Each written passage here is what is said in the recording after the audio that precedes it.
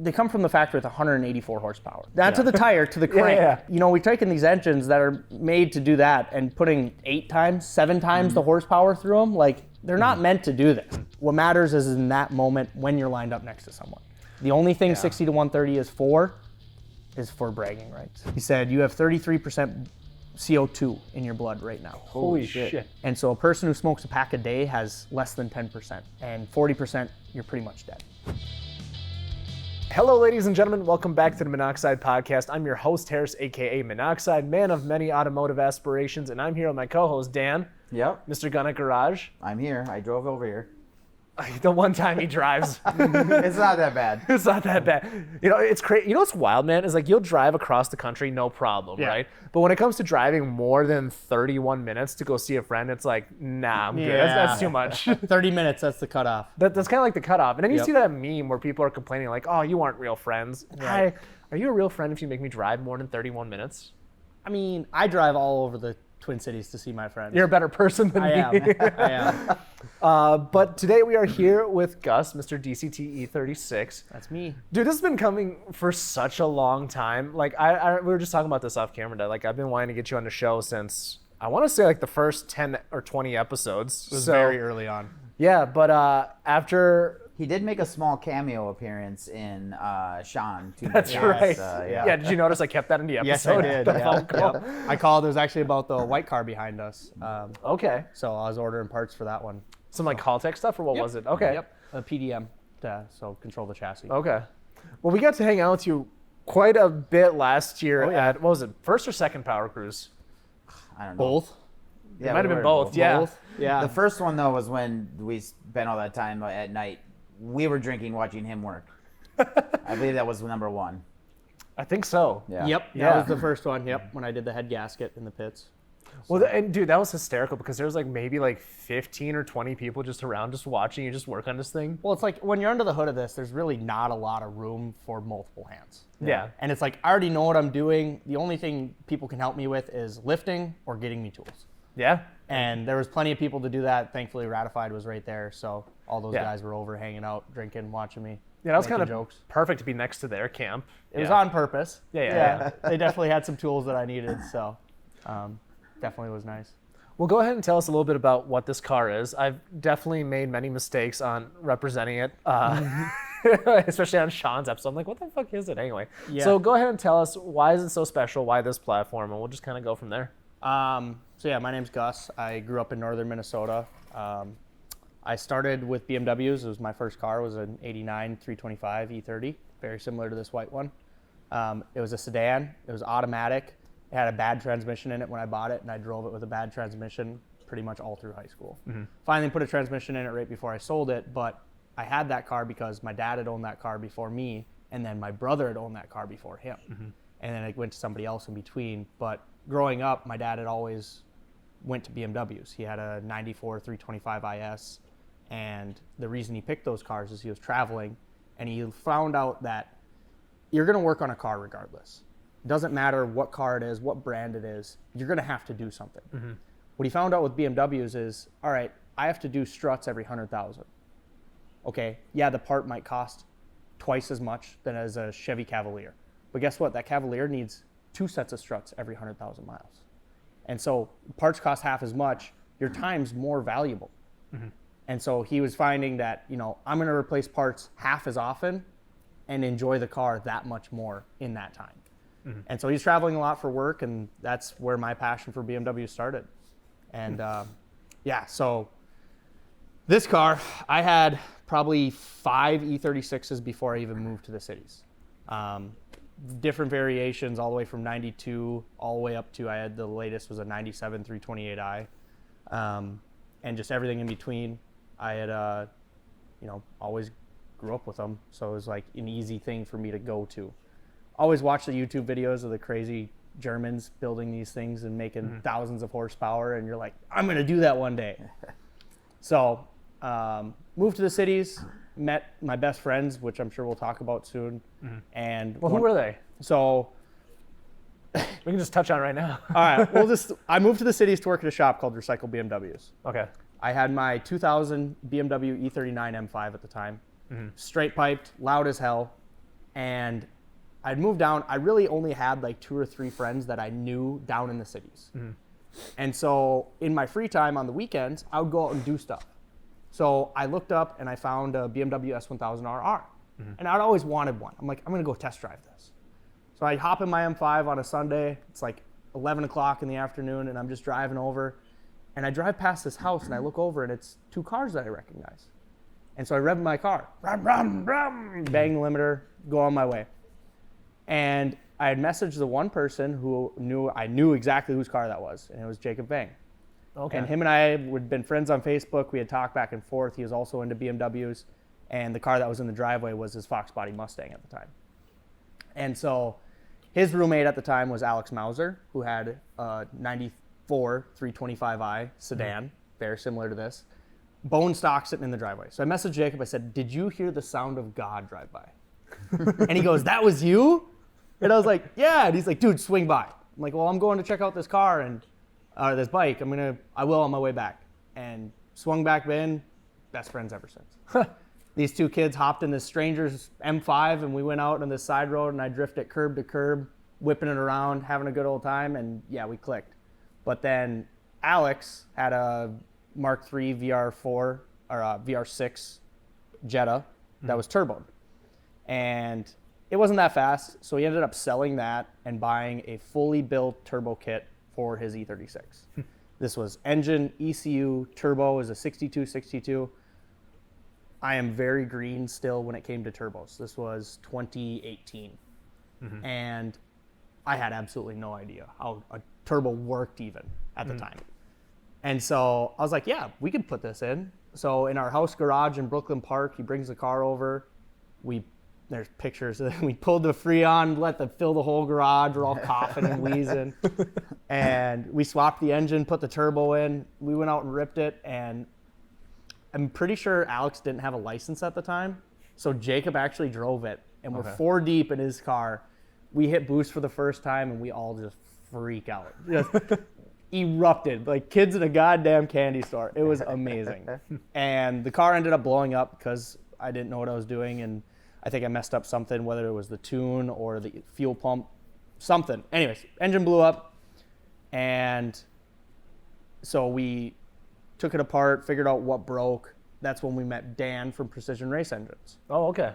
And so we started the build process with him. And in the meantime, we connected with Sean. Tuned by Sean. Tuned by Sean. Okay, got it. Yep. Yeah, sponsor the show, by the way. Check it out. So I had met Sean from friend of a friend. Okay. And so we're up at Brainerd, and I see this white 2G Eclipse. I'm like, damn, that thing's cool. It has a massive turbo. This is 2018 probably. 2017, 2018. I was up there with my E36 M3 that I had at the time. And this weird, nerdy, ginger-looking dude was standing behind this table in a polo for turbo source. I was like, what the hell is turbo source? I don't know. And so I started talking with this guy, and I had told him about my M5, and I was like, I want to twin turbo it. Like, could you help with it? Oh, yeah, we can do that. Absolutely. He was always a yes man. We'll figure it out. And so I met Sean, and then I met Andre, the owner of the 2G Eclipse, and they were friends of my buddy Jesse. So then November of 2018, Jesse has a 30th birthday party, and we meet with Sean to put an Adaptronic, which is they got bought out by Haltech, but an Adaptronic was a modular ECU, was very good, but it wasn't like there wasn't a lot of support for it. Right. So we put an Adaptronic on Mauser's car, put a built engine in it. This was 2019, and I have a picture. We carried his built engine out of his living room, down a set of stairs, and I don't know, you guys know Mauser. He's smaller than I am. And him and I picked up this iron block, fully built engine, and set it down, and then we put it in his little one-stall garage, put it all in his car, and it worked. And we dynoed the car at Moe's. We hit the two-step, rowdiest two-step you will ever hear. I have a video of it. It is insane. And that car, all of 2019, well, the rest of 2019, this was probably June, drove the hell out of it. Had a great time. And I was like, I got to have one. And so it's actually funny. I was at Power Cruise that year. Mauser didn't want to take his car. So I went up there and I rode in a buddy's turbo E36. Okay. And this guy, I hop in. He doesn't know who I am. I don't really know who he is. Friends of Sean's. And the guy is actually one of my best friends now. And he just mentioned this. But he's like, I hopped in his car and I'm riding and it does a pull. And I'm like, dude, I'm going to build one of these. I want one so bad. I'm going to build one. And he goes, yeah, okay. Like, who's this kid? He doesn't know what he's doing. And he just mentioned it the other day. He's like, dude, you actually did it. You actually built one of these like better than I could. And so, October of 2019, I grabbed Jacob Vang and we drove out to Columbus, Ohio with a U-Haul trailer and picked up this car. So in its roots, it was a 93 325i. Somebody had put a different transmission, a different differential, and a turbo kit on it. So I bought it already turboed. It didn't run right. So when I bought it, the guy was like, I don't know what's wrong with it. It doesn't really run right. It needs a bunch of work. It had like tan interior and it had like weird wheels on it. Well, that's pretty honest. Most of the time, the Facebook Marketplace thing just says, "Oh, it just needs a tune, man." Yeah, right. And that's kind of what he thought. He's like, "Oh, it just needs a tune," but I knew better, and I didn't care because I was like, it's all getting ripped out eventually. It had good anyways. bones. Yeah, that was basically why I was buying it. The transmission was the main selling point for me. It's called a ZF, and they're known to hold decent power, even though I broke a bunch of them. So Jacob and I drive out. We left Minneapolis at like 6 p.m. because he had to work. And we got to this guy's house at like 7 a.m. Get the car. I was like, can I test drive it? He's like, yeah, sure. So I go to drive it, and I was like, something doesn't feel right. I don't know. It's weird. Drove it on the trailer. We drive all the way back. We towed it with my shitty BMW X5 at the time that was leaking more oil than gas. It was crazy. Every gas stop, you had to put like 3 quarts of oil. Holy shit. The entire trailer had like this film of oil around it because it was coming underneath. So get back, and I found that there's a linkage for the throttle cable that was left loose, so the throttle wasn't opening all the way. So I tightened that up, and this was, October, I started just beating the car. And so immediately Sean's like, we got to put an Adaptronic on it. So that's what we did. And stock turbo that was on it, it was like a GT35. Okay. Pump gas, and started ripping on it, and I was like, damn, it moves. Like, let's figure out how much it makes. And so I was on my way to Moe's. It was like 2019 was the first year Moe's opened. Yeah. And so I was heading over there. It was like December. I drove the car in the middle of winter, ice cold. And heading over there, and I blew a charge pipe, and a hose sucked into the turbo, took the turbo off. So I was like, damn it. All right, well, it's going to my buddy Bimmerstang, and we're building the turbo kit. I wanted a new turbo kit. Sean was all about it. He's like, we're going to do this. We're going to make turbo kits for Tuned by Sean, and this is it. And so that's the same manifold that's actually on top of the car is what Bimmerstang made back in 2019. And we did an oval downpipe. We did twin 40 mil wastegates. Did stuff that nobody's ever done on these cars. Everybody always puts the same standard turbo manifold on it, and they just leave it at that.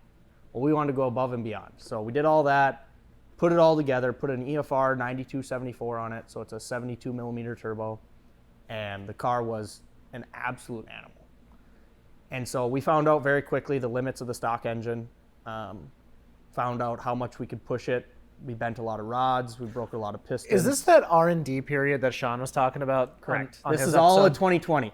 2020 was R&D. Well, you guys were like, what, grabbing engines out of the junkyard or something and swapping heads out? Oh, and- yeah. Yeah, okay. Yeah, so we're on the dyno on Moe's, and it's March something, I don't remember exactly what, and we're doing a pull, and it hiccups right at the end of the pull, and it's misfiring. And I was like, something's not right. And sure as shit, bent the rods.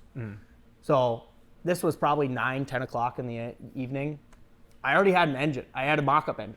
I called Bimmerstang. It's at his house. I said, hey, I'm coming to get the engine. He's like, okay.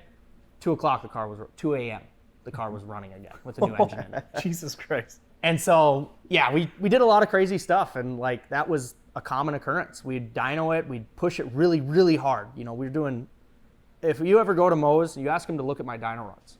I probably have 400 dyno runs at Moe's in this car, in just this car. That's kind of crazy. You've got to hold the record, right? It's got to be up there. It's got to be up there. It's got to be up there. Yeah. Because like it was a crazy amount. But we're always changing something. And Mo's was always about it. I love Mo and Sam and Hussein over there. They're amazing guys. And they were all about it too. They were like, dude, this guy has ambition. Let's go. And so, 2020 was a great year. We learned a lot. We did a lot. COVID happened, so there's nothing to do anyways. Right. And we built this thing up and learned a lot. Is that when Antonio was the shop manager over there? That was 21. 21, okay. Yep. So I was there, obviously COVID's happening, so there's not a lot of stuff going on. Mm-hmm. I was working with Mo's a little bit, doing side jobs for him while I was working on this. And, Carl, CJ Tunes, Yeah. TSP. Yep. TCP, yeah. TCP, yep. So he was there dynoing cars, and that's actually a really funny story. I took this car out a lot. I put 30,000 miles on it in 2020 with Jesus. 5 complete engines, probably about 5 heads, 10 head gaskets, and 7 transmissions, and 3 differentials, and 2 axles, Holy shit. to be exact. So you're driving and working on the car. That's literally all you're doing for That's that all year. I did all of 2020. I'm not lying in the slightest. Yeah. And the funny part is it didn't cost me anything. So I'd buy an engine for $200-300, Oh, yeah. dirt cheap, and I would sell the parts that I don't need off of it. As you can see over there's a pile of heads that are remaining from that. But I would still have a good head, because the bottom end would be bad. So I'd just take the head and sell it for $500-600, and it would pay for everything, including gaskets. Yeah. So really, it didn't cost me all that much at the time. So that was a lot of fun, and learned a lot. Learned what not to do. Sean and I were trying to set up a rolling anti-lag. We were out at the Coon Rapids Boulevard cruise. And Sean had a couple beers. A ton of the guests that we've had on the show have standalone ECUs, and if you've been waiting around to get the right deal for the right ECU, now's probably that time. You can go ahead and go to tunedbysean, SHAWN.com, and you can go ahead and use code Minnoxide to get 5% off on a good old Haltech ECU. Get all the accessories you need, and here's the best part, you can also get some free merch. Let's get back to the show. And we went to go get McDonald's. We took the car, and he's like, I'm going to try something. And we had it set up to the AC button. That was the 2-step, and so he was messing with the 2-step. So 4,500 RPM, I press the button, smash the gas, and it dumps 300% fuel and basically hydrolocks the engine and bent all the rods. Oh, my God. While I was driving down the road, and so pull over, it's just knocking, still running. Car always, I don't know what the deal, it always still ran, drove me where I needed to go.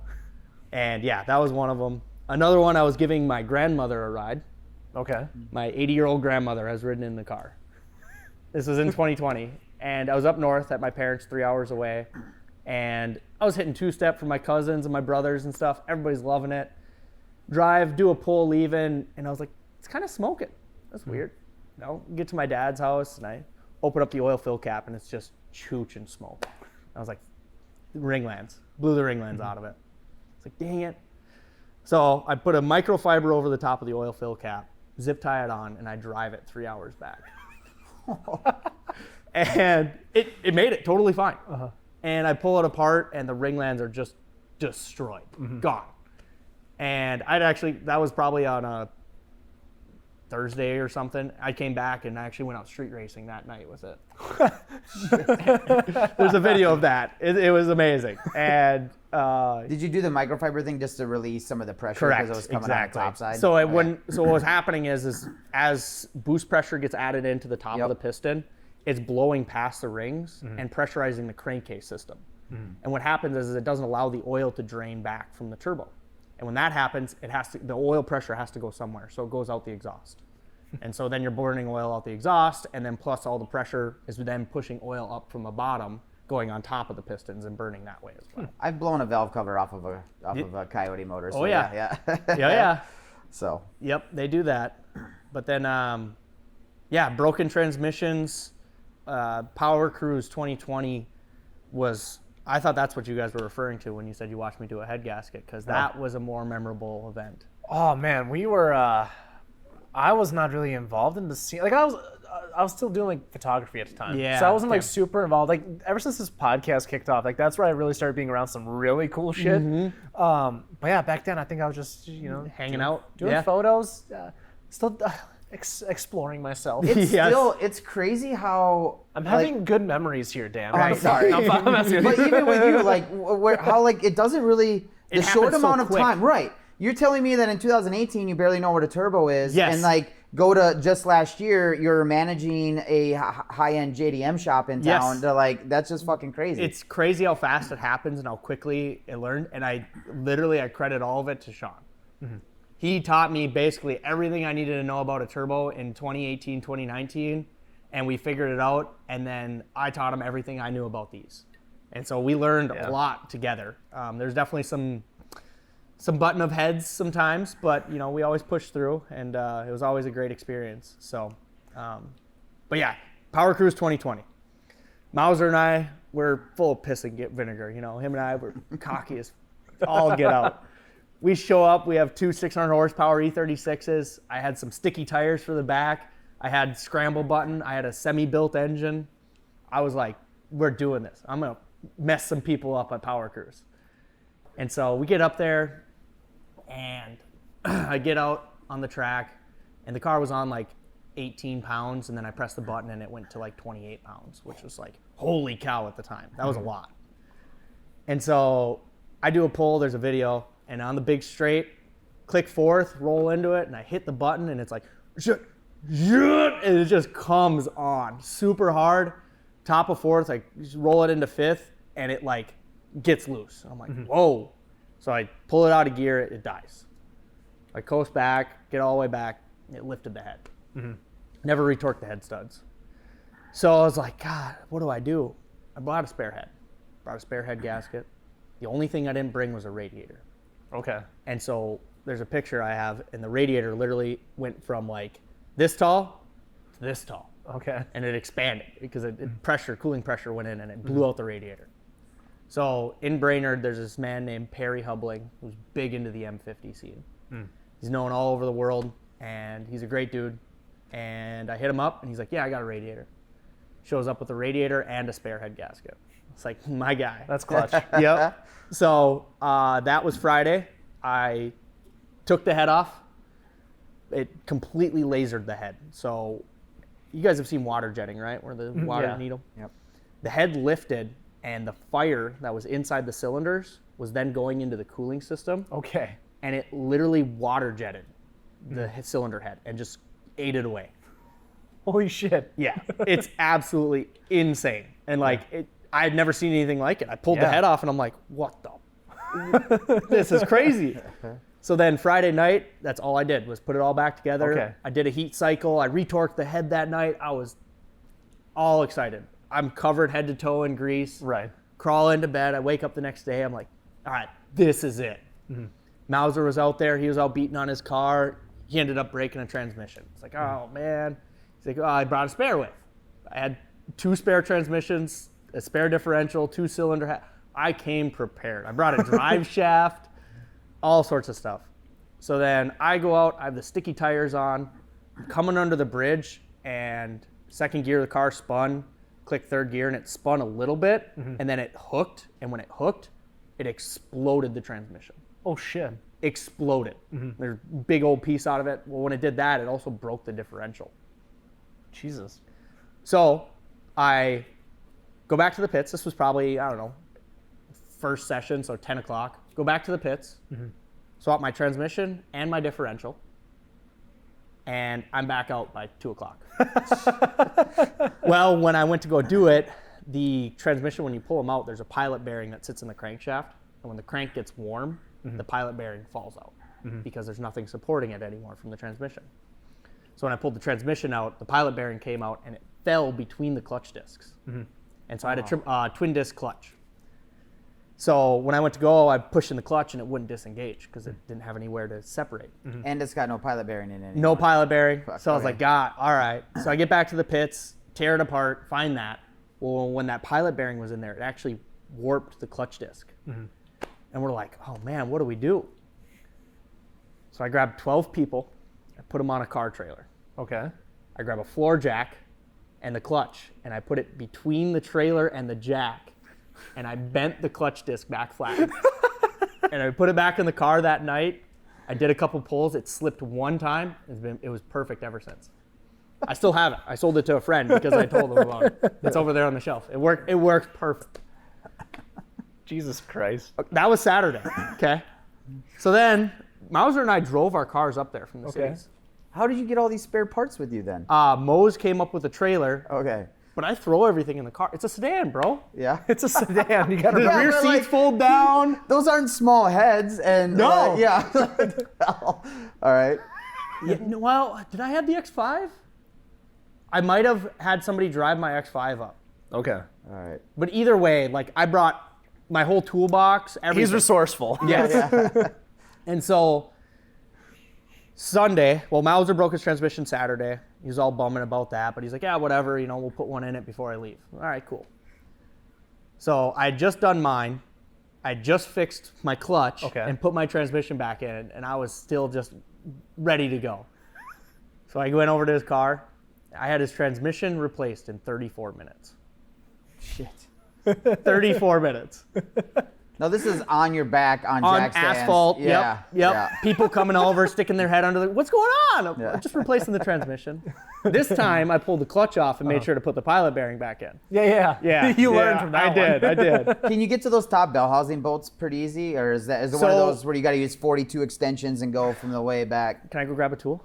Sure. Yeah. You're good. So this is the tool you got to use. That's my biggest hold because I can pull a manual transmission pretty fast, but getting those bolts, especially laying on your back. This is such a German thing. This is the tool you got to use. Right here. So yeah, it's a 3 foot, and it's an adaptive from 1/2 inch to 3/8. Okay. Okay. And so yeah, this is the exact length of a ZF transmission. Okay.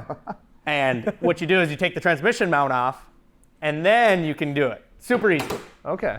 But so yeah, I mean, the car was running and driving, and from the time I lifted it to the time it was back on the ground was 34 minutes. That's nuts. So then I took the sticky tires off my car for Sunday, and I was like, I'm going out there. I'm having a great time. Turned it down to 15 pounds, I think, and I went out there and just did burnouts the entire time, and it was so much fun. And I put the other tires on and I drove it back home. And that was our power cruise. And Mauser went out for a couple sessions and he said, I'm not going to risk it. I'm just going to drive it home. Mm-hmm. So that was our power cruise in 2020. It was a great time. And that was I thought that's what you guys were referring to when you said you saw me do a head gasket in the pits, because that's what everybody talks about. Okay. Everybody. This is pre-me and Dan. Yeah. Yeah. Yep. Because I didn't do anything like that after that. I did an axle at a proving grounds. I snapped an axle on the car, but other than that, that was about it. Mm-hmm. But all of 2020, I was pushing towards doing DCT. And for those that people don't know, DCT is a dual clutch transmission. So just to clarify, at this point, you still have a ZF in there, right? Correct. Okay. ZF 5-speed. They came in BMWs from 96 all the way till 2004 or 5. Okay. And so they're super common. They were super cheap at the time. They're not anymore, and I'm sorry. It's my fault. I have a picture. I have all 7 broken transmissions in the back of my car. I kept them all. I did. I kept them all at the time. So I finally got rid of those in 2021. But yeah, so all that whole time, I was pushing towards the DCT. And there's this guy named Nies Jarnet. He's in Europe somewhere. And he had a DCT swapped E30 all-wheel drive. Okay.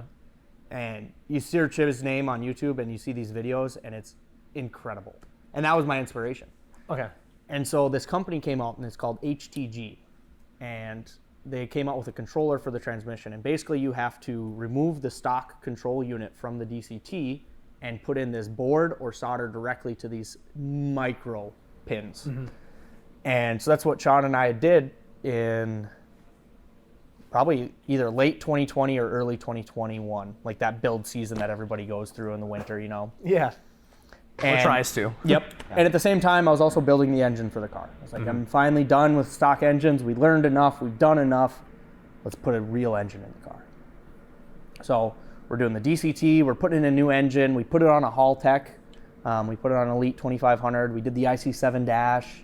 We did a lot of stuff to the car in that season from 2020 to 2021. It was a completely different car. New differential, all new suspension, everything. And so I was gearing up to go to Texas 2K. I always heard about Texas 2K street racing. That's what I'm going to do. And this is 2021, correct? Yeah, okay. Early 2021. Gotcha. The winter. Yep. And so HTG wasn't necessarily new, but it wasn't well known yet. And so in 2021 was this huge fad of DCT. Nobody had really been doing it early on in the way that I was trying to. And so the transmission physically bolts up to the engine, totally fine. You have to do some starter stuff to make the starter work, and then you buy a flywheel. It's just a chunk of steel with the hubs for the DCT, and it bolts right up. It's like $700. So we get it in the car and we get it working, and it's just, nothing seemed to work right. It was like, something's just wrong. And so Bartek, he's the owner of HTG over in Poland. Bartek was remoted into my car probably 7-8 hours at a time from Poland on my laptop, trying to figure out what's wrong with the transmission and why it's not working. That's a 7-hour time difference too. Correct. So if it's 7-8 o'clock here, it's 2-3 a.m. there. And so, yeah, he was doing all that, trying to figure it out, and he did. I mean, we got it to work enough that we were like, all right, let's try dynoing it. So Sean and I, we went to the dyno and we got it to work, and I still wasn't confident about it, but we got it to work. And, you know, the car made at that time 882 horsepower and 726 foot-pounds of torque. No Vanos, so no variable valve timing. And it was awesome. So loaded it up on a trailer. We did a 2-place trailer with Mauser and I, and drove it down to Texas. It was, real quick, did you say what DCT came out of? so it's out of a BMW 135 335. And so they used to be cheap. I bought the first one for $200. Are you talking like the 2011 era? Yep, Okay. 2010 is What's usually that, what I look. M54 generation, right? N54 and 55. There's a half year on both. So you can get it in a 54 or a 55. Gotcha. So, but yeah, and I didn't know shit. I didn't know who I was. I didn't know how any of this stuff worked. And to make it work here in Minnesota on my car with tuned by Sean, like, I thought that was insane. And so 2021, went to Texas, had transmission issues, imagine that. And came back, and that's pretty much what I fought until I ended up having an engine failure. And it took out my fully built engine. And the valves broke on the intake side, dropped, took out the piston, and it completely sent shrapnel through the whole engine. Block was gone, head was gone, valves gone. The only thing salvageable, the rods were gone. The only thing salvageable was the crank. So, crank and cams. Jeez. Yeah, it was devastating to me at the time. I almost gave up then. That was July of 2021. And then I was like, you know what? I'm going back to my old ways. So I put a stock engine back in it. And I beat that the rest of that year. We figured out the DCT at the end of the year, coming into 2022, and I was so excited. I was like, this is it. It's finally working. Go down to Texas in 2022, and it broke again. I was like, oh my God. Figured out what it was, came back, and we fixed it. And all the while, like, every time I had reached out to Bartek, he would help me almost immediately. And throughout the years, that's kind of fallen away. And that's the trend that I see. And as popularity grew, his influence got less. So we get this car in 2022. I stayed stock engine, had fun with it, you know, blew up, I think, one, went to Power Cruise, was out there spinning tires, banging gears, ended up blowing it. I did a head gasket there too, actually, 2022. I forgot about that. 2023 was the manual car. So come all the way back to Mauser's car. In 2019, Mauser drove the car all the time. 2020, he drove the car all the time. 2021, not as much. We put a GS6, so a 6-speed from another 335 in it, and the shifter kind of sucked. So it kind of ruined the drivability of the car.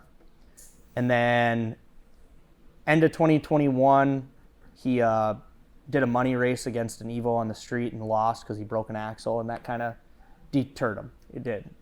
So then coming into 2022, he had talked about selling it, and I was like, you know what, that's the car. That's the one that I learned on. That's where I got all my stuff from. Like, I need it. I was like, if you ever want to sell it, just let me know. And Didn't say anything, and then next thing I know, one of our mutual friends at the time had bought it. And I was like, dude.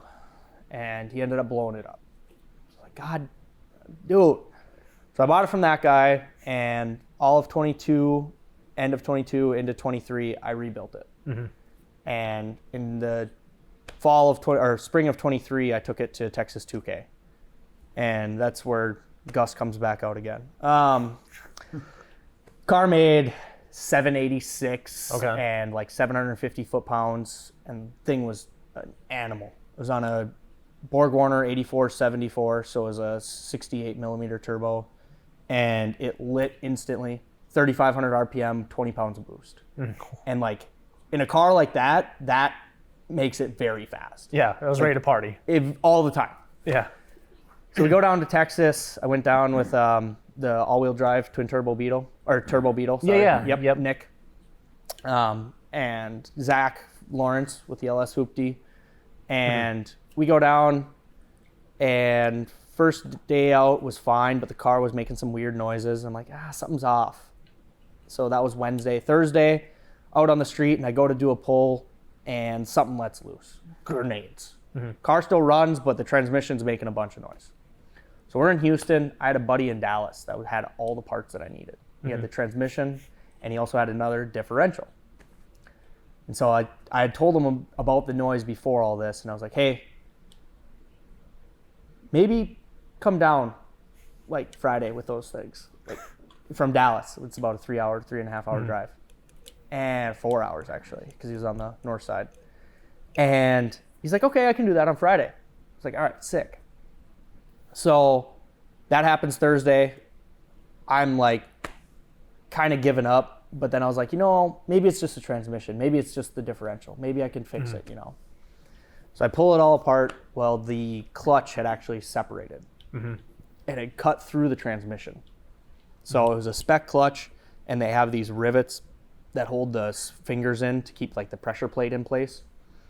And yeah, those rivets broke and just cut the whole transmission. Well, it had stopped the transmission. Well, then in between the transmission and the tire is the differential. So it broke the transmission and the differential at the same time. I was like, oh my God. Well, now I have to figure out how to fix this clutch because I got to get this thing re-riveted. Right. So I'm like, we're in Houston. Somebody has to be able to do this. I spent probably 2 hours on the phone that morning, Friday morning. And I was like, who can do this? And every time I would call, I'd say, yeah, I got a BMW. Oh, we don't work on BMW. Right. I was like, well, it's basically a GM clutch. Like all clutches are essentially, they work the same way. Right. And I was like, I just need this rivet replaced. Like, that's it. Nope, we don't do it. Finally, I call a semi shop that puts new pad material on brake pads for their drums. They also do clutches. And I called them, and I was like, hey, I got this clutch. It needs these rivets replaced and possibly the new tension springs. Is that something you can do? Yeah, what's it on? Chevy pickup truck. And he goes, okay, is it out of the truck? Yep, I'll drop it off. Hop in the truck. We drive an hour and a half down there. It was towards Beaumont. Show up, and it's this just run-down diesel shop, and guys there are like, I show up with this clutch, and it's blue. No truck has a blue clutch in it. And I'm like, it's aluminum. It's a billet aluminum piece. It's a nice clutch. And I'm like, here you go. And they're like, all right, yeah, we can do that. And so we're sitting there, we're hanging out, and I'm talking to people, and he comes back, and he's like, all right, so what race car is this in? And I was like, yeah, it's in a BMW that makes 800. And he goes, dude, this thing is sick. Hell yeah. He's like, I replaced all the rivets. I put in new tension springs for you. I was like, all right, what do I owe? He's like, nothing. I was like, what? No way. I gave him $100. I was like, dude, you saved my entire trip. Right. Thank you. This is like 3 o'clock. And I'm like, dude, we got to go out tonight. So we rip back to the house. At that time, my buddy Jacob had showed up with the transmission and differential from Dallas. And I was expecting him to just drop it off and leave it. Granted, we're in an Airbnb, only with tools that we brought from northern Minnesota down. And I was like, dude, thank you so much for bringing them. Like, I'll replace them. I'll pay you. I don't care. And he's like, oh, don't worry about it. He's like, are you putting this in right now? I was like, yeah. He's like, can I help? It's like, yes, please. So we spent the next 4 hours swapping everything over, doing the transmission, doing the differential. And we go to put the clutch on, and I'm like, I don't have a clutch alignment tool. How am I going to get this clutch, twin disc clutch, realigned? Went to the hardware store or the Home Depot, and I got a dowel. Okay. That was the same size. And on these transmission, there's a pilot pin that sticks out of the flywheel, and the transmission slides onto it. So I eyeballed it, and I drilled a hole right in the center of that dowel that fit perfectly on the clutch discs, and just winged it. Okay. Just sent it in there, and we put that transmission on. And I don't know, you guys, if you've installed transmissions, manual Well, I transmission. have, I have a whole bucket of alignment tools. Yeah. The little black thing. Even when you use them, they never go on right. Yep. You have to wiggle them. You're twisting the thing. You're doing. You're trying to use bolts to suck it in sometimes. You know, like, and I was like, dude, we're gonna fight this. This is gonna suck. It's gonna be awful. We slide it on, and it slides all the way in perfect. First try. Then you have to be like, okay, did I do something wrong? Dude, I second guessed myself. I was like, did I leave a bolt loose? I was like, I don't know. So we get it all back together. It's now 11 o'clock. I leave the bumper off. I leave the exhaust off. We roll out. Josh Sealing was out. He had some spots for us, and we pull up. And yeah, we met up with all the guys. I went out and I raced and beat the hell out of this 800 horsepower Civic, all-wheel drive Civic. K-swap, had a 68 millimeter turbo on it. I beat him so bad that he said in the group chats that I made 1,400 horsepower. And the owner of the group chat, Junior, he tagged me. He's like, Gus, how much power does your car make? I was like, 700-800 on a good day, but I'll race anything. I don't care. And he's like, why is this guy saying you make 1,400 then? I was like, he's just mad I beat him, I guess. And yeah, the video, it's like, literally, he hits it, obviously all-wheel drive, he gets out on me. I grab third gear, and I just start coming, grab fourth, and just around him. 1,400 would be terrifying in this, by the way. It is. Yeah, it is. It's not there yet, but it's... I can imagine we'll be there one day. It's close. If we're talking crank horsepower, it's at like... Behind the balls. 1,300. Yeah, 1,300 to the crank, to the flywheel. I just want to acknowledge real quick that so far you've told us a bunch of stories about you going out and racing. Yeah. This, other than you fixed it right before you went out, but nothing broke this one time? Which time? Right now, you said you went out and beat the hell out of this car, the rest of that weekend was great. Okay, perfect. I broke another axle. I did do that. Because otherwise, every single one, you're like, I went and did this. This broke. I replaced all of this. It's been a lot of that. So let's see. There's been times that I've gone out and it hasn't broke. This last Texas was good. If you're a young enthusiast learning to wrench or an experienced shop owner already running sevens at the drag strip, the High Performance Academy is a resource where all horsepower junkies can go to expand their skill set.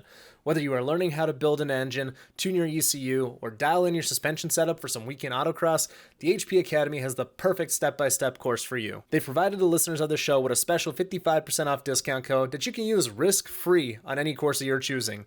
Use code MINNOX, MINNOX, to get 55% off, or click the link in the show description to choose a course of your liking. Go check it out. Let's get back to the show. These cars, they come from the factory with 184 horsepower. Yeah. To the crank. Not to the tire, to the crank. Yeah. So it's like, we're taking these engines that are made to do that and putting 8 times, 7 times the horsepower through them. Like, they're not meant to do this at all. And so all the components, everything, like, you figure it out. And yeah, like I said, I've learned a lot, done a lot, and I've applied it, not in only my car, but I have customer cars here now that I'm able to do it to, and friends that I'm able to help out with. And it's pretty crazy. So, but yeah, the rest of Texas in 23 was awesome. I ended up selling that car shortly after that to a friend. He actually owns this black car here.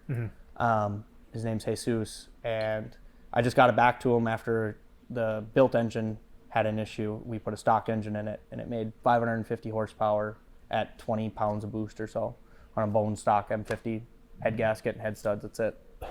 So, yeah. And then coming into 24, the rest of 23, I basically bought parts. When I sold the manual car, I didn't have a lot into it, but I had a lot of time. So then all that money that I used, I put into this. I bought a Garrett G45 1500. I bought the Nexus R3 ECU. I bought the insane brakes that you see on it. They're 355 millimeter 6-piston brakes. That was a huge thing for me. When I first bought the car, it had stock brakes on it, and I turboed it. I made 600 horsepower, and I took 3 of my friends in the car, and we went out on 610. Middle of the day traffic, and I did a 2, 3, 4, top of fourth, and I slammed the brakes. And they're like, dude, that was sick. And I'm like, it could be better. Let me brake boost it. So I did it again, 2, 3, 4, slammed the brakes, and nothing happened. Pedal to the floor. And it took me a second, but I got it. You know, obviously the car slowed down. There was no issues. And I was like, the next day I bought a big brake kit from a buddy, put it on the car, and I will never mess with that ever again. So people say that, you know, the car's sketchy, the car does this, the car does that. It has the best brakes money can buy on it. They're $10,000. Holy shit. They're very expensive because that's important. You know, even with those other brakes, like you get into situations where you have to hit the brakes hard. That's what people always say. You're doing 160 miles an hour. You need to be able to stop. Yeah. And that was huge for me. So this thing, it turns the world the other way when you hit the brakes. It accelerates and brakes the exact same way. Jeez. Like it pulls just as hard as when you hit the brakes. Yeah. So What kind of, where did you get the big brake kit from? the first one came from a buddy. It was a Brembo GTS kit. Okay. This is a GTR kit from Brembo, Race Technologies. So it's a 6-piston, 355 millimeter front rotor, 4-piston, 335 rear rotor. So So you went big on the rear too. Oh yeah. Jesus. People are always like, oh, you got to run a 15. It's like, no, I want to stop. So the car's on a 17 now. Yeah. And it's like, the car does very well for a 17. It's a 275 40 17, and it hooks up. It does really well. So Well, there's a compromise that happens when you want to go to, you know, like, for example, on Caleb's, what was it, C17? No, the ZR1, actually. yeah, C6. Yep. Yeah, he got the little tiny little car. They're still carbon, but they're like Small. small. Yep. Yeah. And it's like, yeah, that could work great. Don't get me wrong. You know, Right. you have these guys with TBM brakes on their 200 mile an hour drag cars, and they stop. There's a market for it, for sure. Yeah. But again, the whole purpose of this car is it is a street car, and it's at. And I started doing track car stuff. I want to go back out on the road course with this at 1,200 wheel horsepower. That would be insane. Right. So it has KWV3 suspension in it. It has. Oh, okay. I forget the name. Golly. Big sway bars. Big sway bars all the way around. All the control arm bushings. Every bushing you can think of in the car is upgraded. And the goal with the car is to road course it. You know, going fast is one thing, but going fast around a corner, it's a whole nother I never knew you had an itch for that. Yeah, so I raced my E39 M5 on the road course. It had Bilstein coilovers, Einbach sway bars, and I took it out and beat the hell out of it on the road course. At that power level, now you just got to get into the crazy aero. You're going to be like, you know, for us, Yeah.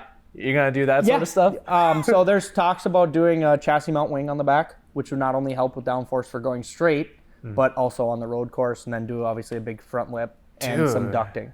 That'll be crazy. So that's like, I've always drawn towards that. So my buddy Andre has a FDRX7. He's a mutual friend of Sean and I's. And he had a DCT in his FDRX7. Things go-kart on crack. And, you know, he's taken the car all over the country. He's been to Road Atlanta, and he's been to Road America. He's been to Laguna Seca in his FDRX7. It's pretty sick. So are you thinking you want to do stuff like grid life, for example? I don't know if I want to take it to that level. It's going to be hobby. Okay. And Just so, high performance driving weekends, things like that. HPDEs, Okay. all that stuff. Well, you're not even competing, just like, you know, like one weekend or whatever. Yep. Because it is expensive to go to do that too. Well, Yes. all I know is this thing rips past me like I'm parked at Power Cruise. So if it starts ripping by me at Road America, I'm just gonna hang it up. Yeah, so, you know, obviously safety is another thing, you know, that people don't want to talk about. I put these seats in right away. These are fixed back seat. They're not only keep you safe in this regard, but they also keep you safe laterally. So that's one thing. And I should probably do a cage in the car. Car's never had a cage. You know, at this level, it's definitely I was going to say, at what point do you start thinking about that? back to street car. That's what I keep saying. And you can talk to anybody who's had a street car. You put a cage in it. This is probably going to be very controversial to people, but it ruins a street car. You get all this road noise, you get the cage that resonates, you can make it hard to get in and out. I love the fact that I can put 2 people in my back seat and go gap Mustangs. Sorry. It doesn't take much to gap them. Right. I've personally seen it happen to myself. So yeah. And like, Power Cruise back in the day, we had 3 people in the back seat. And I was like, maybe I should get rid of the lap belt and make sure they have the shoulder belt on. So I mitigated that. So it's like, but still 2 people in the back seat, ripping around. I took my mom out in it in Power Cruise this year. She rode in the front. It was awesome, except for she kind of bullied me. Wait, what do you mean bullied you? So we get out, and this car has a GM 88 millimeter throttle body on it. And they don't have a really good lip because they're not meant for boosted applications. So the couplers slide off for the charge pipe. And so we get out on track, and I do a pull, and I was like, God, it's kind of down on boost. I was like, maybe that charge pipe's about to pop off. And so I do another one, and all right, yeah, it popped off. And my mom was in the car, and we were on our way back, and Josh's girlfriend, Amy, pipes up from the back and goes, so, Stacy, what'd you think of Gus's car? She turns around and she goes, well, I thought it would be faster. And I'm like, Mom, no. So, And I was making it how much at that point? well, the Like charge pipe was coming off, so it was like 10, 12 pounds. It wasn't a lot. Yeah.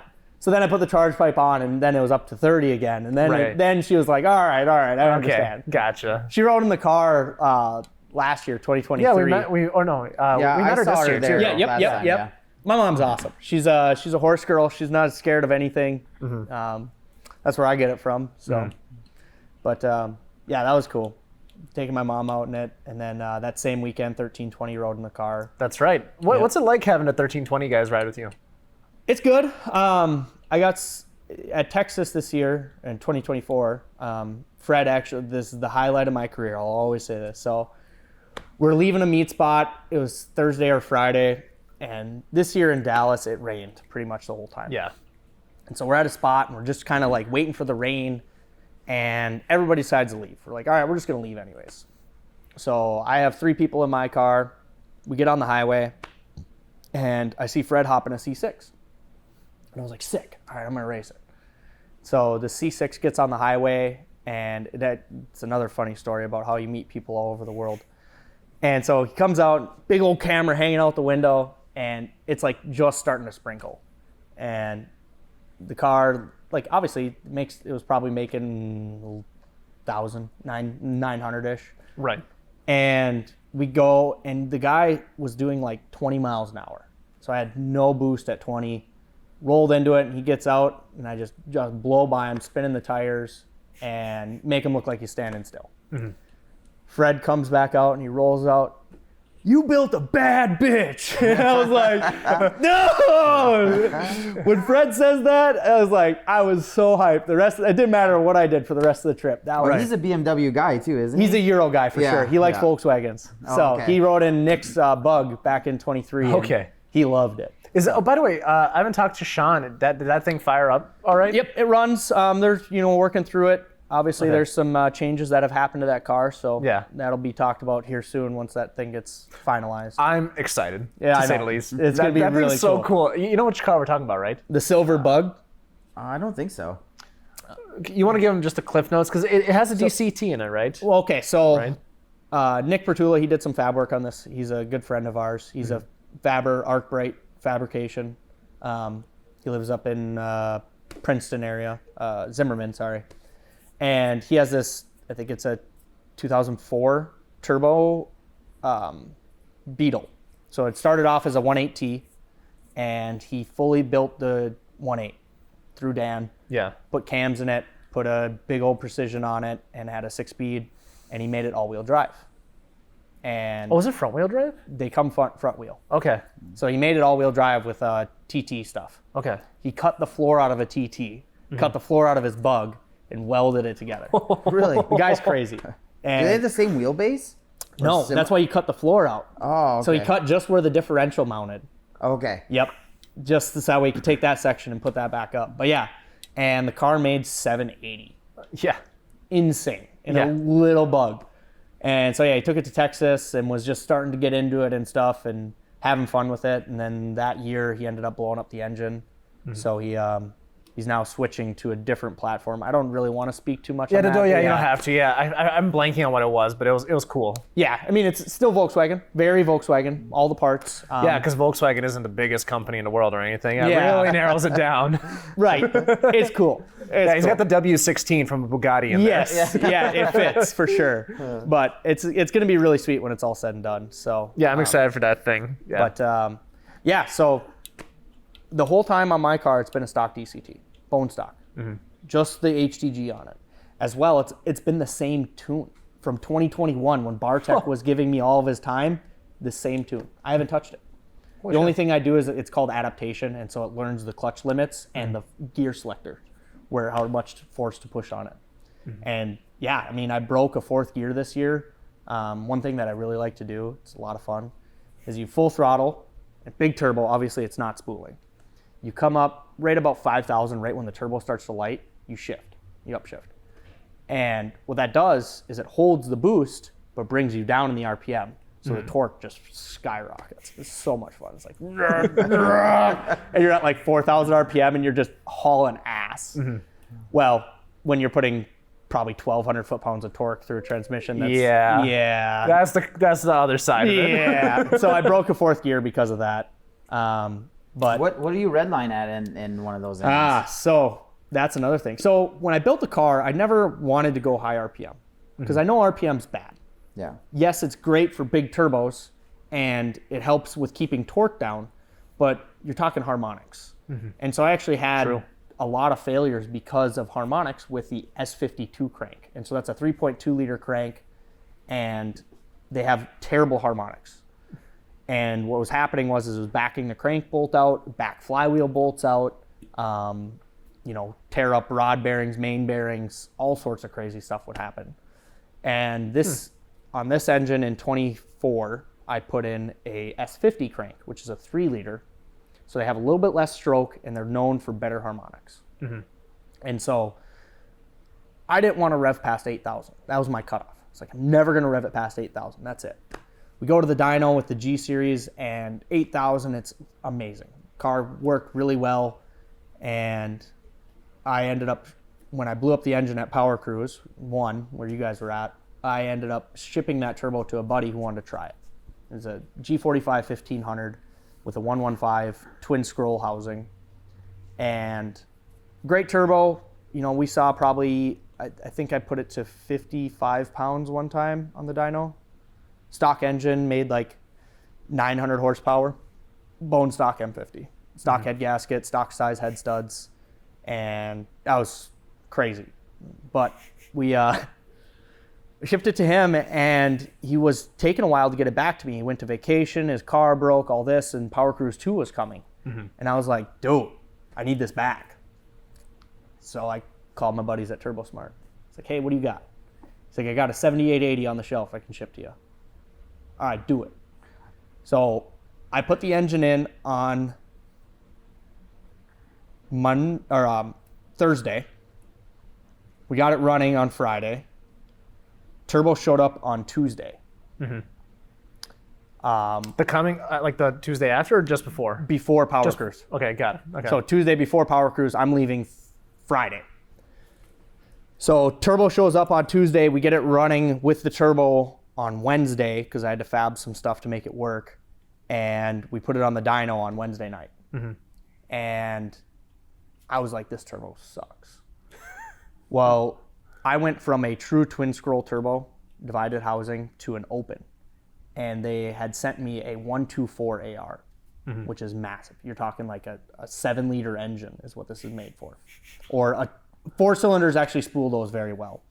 So I called the guy, I told him, I gave him all my data, and he's like, I'm gonna send you a 0.96. And I was like, all right, well, it's not gonna be here in time. This is Thursday at noon. He's like, no, I'm overnight it. You'll have it. They're in California, by the way. Oh, Jesus.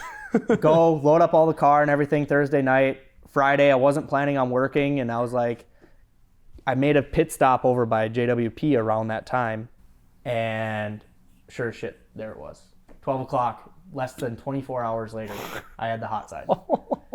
And so I drove up to Brainerd and I swapped it on. I never got to re-dyno it in that exact setup to see what the differences were. but it made a huge difference. I think it actually picked up overall power because the boost was coming in so much earlier. Okay. And so even on the dyno that time, we didn't turn the RPM up that high. And we're like, you know, maybe it wants more. And so Famous last words, by the way, for a lot of things. it has the valve train for it. It has the cams for it. Yep. The entire transmission has been known to hold high RPM. So we just turned it up. So at Power Cruise, it saw a limiter at 9,400 RPM. Holy shit. Yeah, on an engine that turns 6,500 from factory. So, and Okay. ended up killing an alternator because of it. Okay. So on Friday that happened. So Saturday, Perry again coming in clutch. Thanks, Perry. He brought me an alternator. So I was like, all right. I looked at the log. I found the exact spot that the alternator died, and it actually. I was racing Zach Payton in his G8, the maroon one, big turbo, Okay. and it hit fuel cut because the car had a voltage booster on it for the fuel system, which is also another touching point on this. Everything on this car shouldn't work, okay? And it does. And it works very well. Yes, I broke a lot of shit, but we did a lot of cool stuff with the car over the years. And so, yeah, it hit fuel cut because it had a voltage booster on the fuel pump, and when the alternator died, it was trying to boost voltage from 11 instead of 14, and so it popped the fuse for it. And I had Eddie and his brother, Eddie with the white Evo. Okay. Yep, RS turbo, RS motors. Yeah, one of those Evos. He was in the car after he broke his transmission at Power Cruise, and we fuel pump fuse popped. I pull off to the side. I barely got off the track, and they're like, "Oh man, we're gonna have to wait for a tow." Blah blah blah. And I like reach under the dash and I grab some speaker wire, and just rip it out, strip both ends, and stuff it in the fuse holder. Fire it up and drove it back. At that point, I still didn't know that the alternator had died until I looked back at the logs and figured that out. But yeah, it was crazy. Were you Big in problem full boot solver. at that time? Like, you didn't lean out then, hopefully. That's I did. Did you? Okay. Yeah. So when it hit fuel cut, the Haltech has all the safety set up, and it catches stuff very quickly.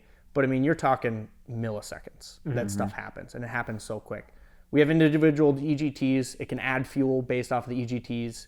So it added as much as it could, but I was out of fuel system. I'd been out of fuel system. The cars had stock fuel lines, stock fuel tank, single fuel pump, 5/16 fuel line, like tiny stuff people say that you need to upgrade to make 600 horsepower.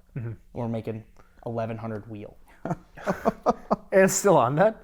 No. So Okay, this year we're switching over. I got a full radium surge tank set up. We're gonna do -8 feed, -6 return. Okay. And it's gonna have 2 Deutschwerks 810s in it. It's already all in the car actually. You know what I'm thinking about in my head is all those like Facebook Marketplace posts where it's like, oh yeah, the car's capable of 1,800. Right. Because of the fuel. Yes. Yep. So that's, I mean, like literally people talk about it all the time. Like if you don't have, half-inch fuel line, you don't know, you're not making power. It's like, well, I made this much on 5/16 fuel line. Like I literally, I would open my hood and there's a rubber, not AN. There was no AN fuel line in the car. It was literally rubber to the stock hard lines. That's hilarious. Yes. And it worked. It worked great.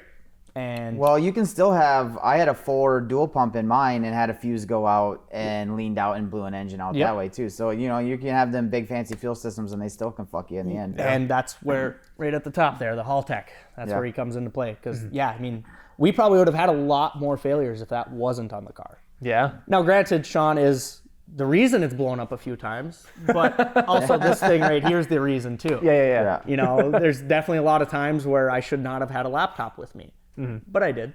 And yeah. Wait, what do you mean by that now? So in the end of 2020, it was on a stock engine, manual still, on the Adaptronic, and Zach, we went out with actually Caleb. We went out west to Menominee, or east to Menominee for street racing. We got like probably 20, 25 of us, and we met up with a bunch of Wisconsin guys, and we went out on some highway, pitch black. It was my birthday, it was November, and pitch black. Like literally, I could not see you like this. It was the darkest night I've ever seen. And there's probably 50 of us on this little side road parked. we went out and we're starting to do some racing. And I don't know where the beef with Zach and I had started at that time, but for some reason, him and I were button heads. And at that time, I definitely was cocky and arrogant, but I was new. I was new to the car scene. But I was definitely probably one of the cockiest and arrogant people in the car scene at the time. And everybody knew it. Everybody hated me. And I was like, I don't care. I got this fast BMW. Come fuck with me, you know? Yeah. And so we finally lined up with Zach. First race, I think his buddy counted it off. I don't remember. I mean, this was 4 years now. And I got out on him, and I just stayed there. And I never saw him. So then he's like, oh, we got to run it again. So we turn around, we run it again, and he gets me, but not by a lot. And I look down, and my coolant temp's at like 240 degrees. Okay. And I was like, I got to drive this back. We're in Menominee. We're fucking 2 hours from the house. So I was like, maybe I should. He rolls out, yeah, that's what I thought, you know? And I was like, let's run it again. All right. Fuck you. Yeah. And I think I leaned over and shut the coolant temperature safety off because it had a safety so it wouldn't rev past a certain RPM. I shut it off, and we did another pull, and he got me again. And I was like, you know, I'm still happy. I was like, dude, you beat me. I was like, I didn't care at that time. I was over it. I was like, the car's hurt. I don't care. So left it at that. I was like, I got him once. Of course, I only posted the video of me beating him, you know. And his buddy took it from the back seat, and you see me literally taillights disappear, and you can't even see me in the frame anymore. It's like, all right, that's pretty good. Apparently, his car made just south of 1,000 horsepower at the time, 600. Right. Like, all right, we're on our way back, and some Mercedes. The car was running fine after that, by the way. 240 temp, it cooled down. I think I had some water in the car, so I dumped that in, and it was fine. On our way back, some Mercedes wanted to race, and I had either one or two people in the back. Did a pull, shifted to fourth, exploded the differential.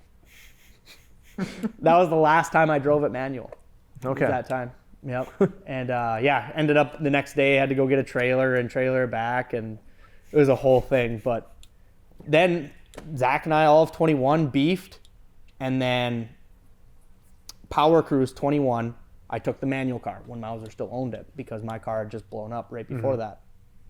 And dude, I probably did 40 or 50 races at Power Cruise in that car, and it was so much fun.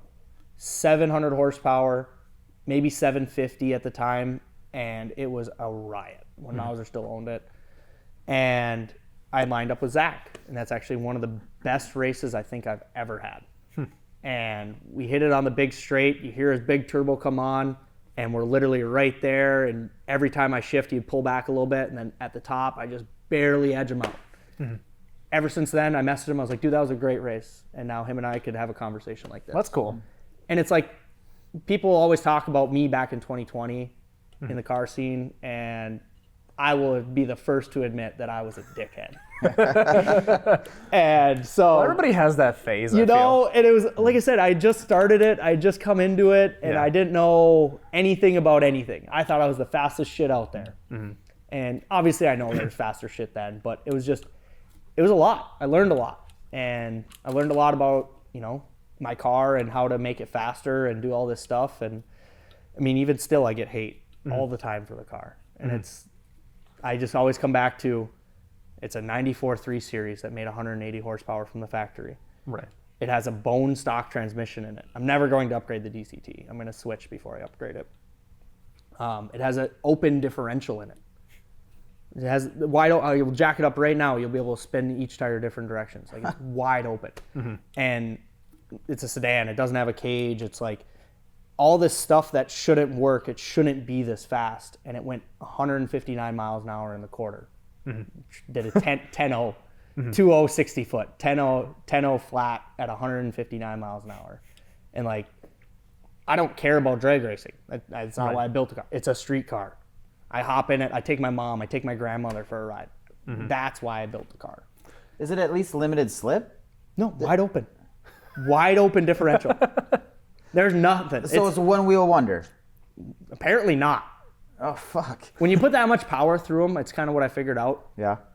It puts it to both of them. It doesn't matter because it's forcing it so hard. Yeah. There is times where it'll spin one, I did a burnout at the BIR, but it's how much water was on it, which one spun easier. But if they're both on the same surface, it's going to put the power to both of them. So it's pretty crazy. People, again, that's another thing. It shouldn't work. The fuel system, it shouldn't work. All this stuff. The intake manifold. I had an eBay intake manifold on it for the last 4 years. Straight from China, unequal length runners. Everybody's like, oh, your EGTs are going to be all over the place. Perfect. And it's like, all right, I don't know what to tell you guys here. It did work. I've done it. I've been there. And it's been an incredible journey for sure. But moving back to 2020 real quick. Yeah. Arrogant Gus. We pull up to this meet spot. It was a Gapplebee's meet. And it was me, Mauser, and a couple of our other buddies. There's, I think, 3 or 4 cars with us. And Mauser and I had, 500-600 horsepower at the time. And I walk up to some people that I knew and I said, hey, what's up? And this old white hair chimes in and he goes, who invited you? I was like, oh, this guy right here. Oh, well, this is 600 horsepower only. I was like, yeah, I got that. He's like, oh, which car? I said, any of them? Doesn't matter, pick it. And he's like, okay. And like kind of calm down for a second. So that was in the city. So then we drove out of the city and got to this spot again. I don't know why 2020 was so dark besides COVID, but in a lot, dark as hell. Can't see each other like this. And we go through our little driver meeting about what's going to happen and all that. And they're like, oh, anybody want to do call outs? And I raised my hand and said, anybody want to run the black BMW? White hair chimes in. Yeah, I got it. It's like, okay. I'll guess what he's driving. A Corvette. Yeah. Okay, I was gonna say CTSV. I was gonna say that. Yeah. Yep. C7 Corvette, white, manual, and Caleb actually flagged it at the time. Okay. And so we pull out on the street, and I like lean over. I was like, "So, what roll do you want to do?" And he's like, "Roll? I hope you didn't bring a roll car to a dig race." Me, fuck no! I'll dig this thing. I don't give a fuck. Yeah. And so, do a little burnout, and the car was on 18s, 255. 35 18s. Not a tire that you should be doing digs on by any means. Line up, we go. I get out on him a little bit in first just because I didn't have the boost yet. I shift to second and just blow the tires off it. And he gets out. I shift to third, pull up next to him, shift to fourth, and just blow by him. And we turn around, we do it again, but it's even worse. Just gap him even harder. And really social distancing. Yes, really. And like it was... Fourth gear, that the car just freight trained on people, dude. Fourth gear was a party. And we get back to the lot. I get out of the car. I'm walking over, and he goes, well, I guess it's pretty fast, huh? I said, I guess so. And I haven't heard from him since. And we were on our way back to the city, and Mauser and I, we both rolled up on him. We both just bust him on the highway from a roll. Just bust him. Well, turns out, so I was still working at Moe's at the time. Okay. That was probably a Friday or Saturday. Carl always came one day a week and tuned a bunch of cars. So Carl from TCP shows up and he goes, hey, did you race a white Corvette this weekend? I was like, yeah. He's like, yeah, he called me all pissed off. He said he needs to make some more horsepower to beat a little black BMW on the street. And I was like, I'll take my commission. It's okay, Carl. So I wonder how many you have got to have single-handedly pumped hundreds of thousands of dollars into the economy by pissing people off. It has to. Great for GDP over here. Yes. But it was just funny. Carl shows up and it was comical. And yeah, I was probably working on the car at the time because something had broken. Yeah. But that was just another day, and 2020 was really, like I said, a great year for learning and figuring stuff out and meeting a lot of really good people. Yeah. Back to the other person that I had met. So the C6 that Fred was in at Texas. Okay. The owner's name is Thomas. And I had raced him that night, and then the next night he came up to me and he's like, hey, I'm Thomas, the black C6. I was like, oh, hey, what's up, dude? He's like, hey, my friend's Jacob Edwards. You sold a DCT to him this week. So this guy is Jacob, another Jacob, has a 2J swapped E30 with a DCT in it. and he bought a DCT for me. Well, he lives in Arkansas, which is next to Texas, you know? Yeah. It's And- adjacent. Yeah. Yeah. Louisiana, sorry, which is again next to Texas. So Texas last year was a long one for me because I worked Wednesday, okay, up at the shop. I worked from 8 to 6. I got done Okay. at 6, and I drove through the night to Jesus. Shreveport, Louisiana. Shreveport. Yep, wherever it is. Let me guess, you've been there too, Dan? No, I haven't. Okay, you just been everywhere. I've been everywhere. You're gonna be like, man. yeah, crawfish is right there. And I delivered him this DCT. Well, Thomas is actually friends with Jacob. And so it's just like this small world. Jacob Yeah. and I hit it off as friends. And yeah, it's like I met all these people all over the world now because of it. And it's incredible. Yeah. DCT brings people together. Just saying. So, and yeah, employment wise. So obviously this all costs money. Yeah. You know, you got to figure that out throughout the years. Well, I don't really do a lot as far as like hobby wise besides cars and fishing. I like to fish. I'm northern Minnesota. I fish a lot, but that really doesn't cost anything unless you have a boat. Boats are expensive, but I don't have a boat. If you ice fish, you got to have, you know, snowmobiles or four-wheelers. I don't have those. I use my buddies. And so the real thing that I've put all my money into has been the car. I don't really game. I don't do, you know, any home hobbies or anything like that. So as far as employment wise, I worked at a shop called Recycle BMWs from 2017 to 2021, and I still work there part-time. In the meantime, I was a server at Applebee's for a year, and then I went to 2 for 32, man.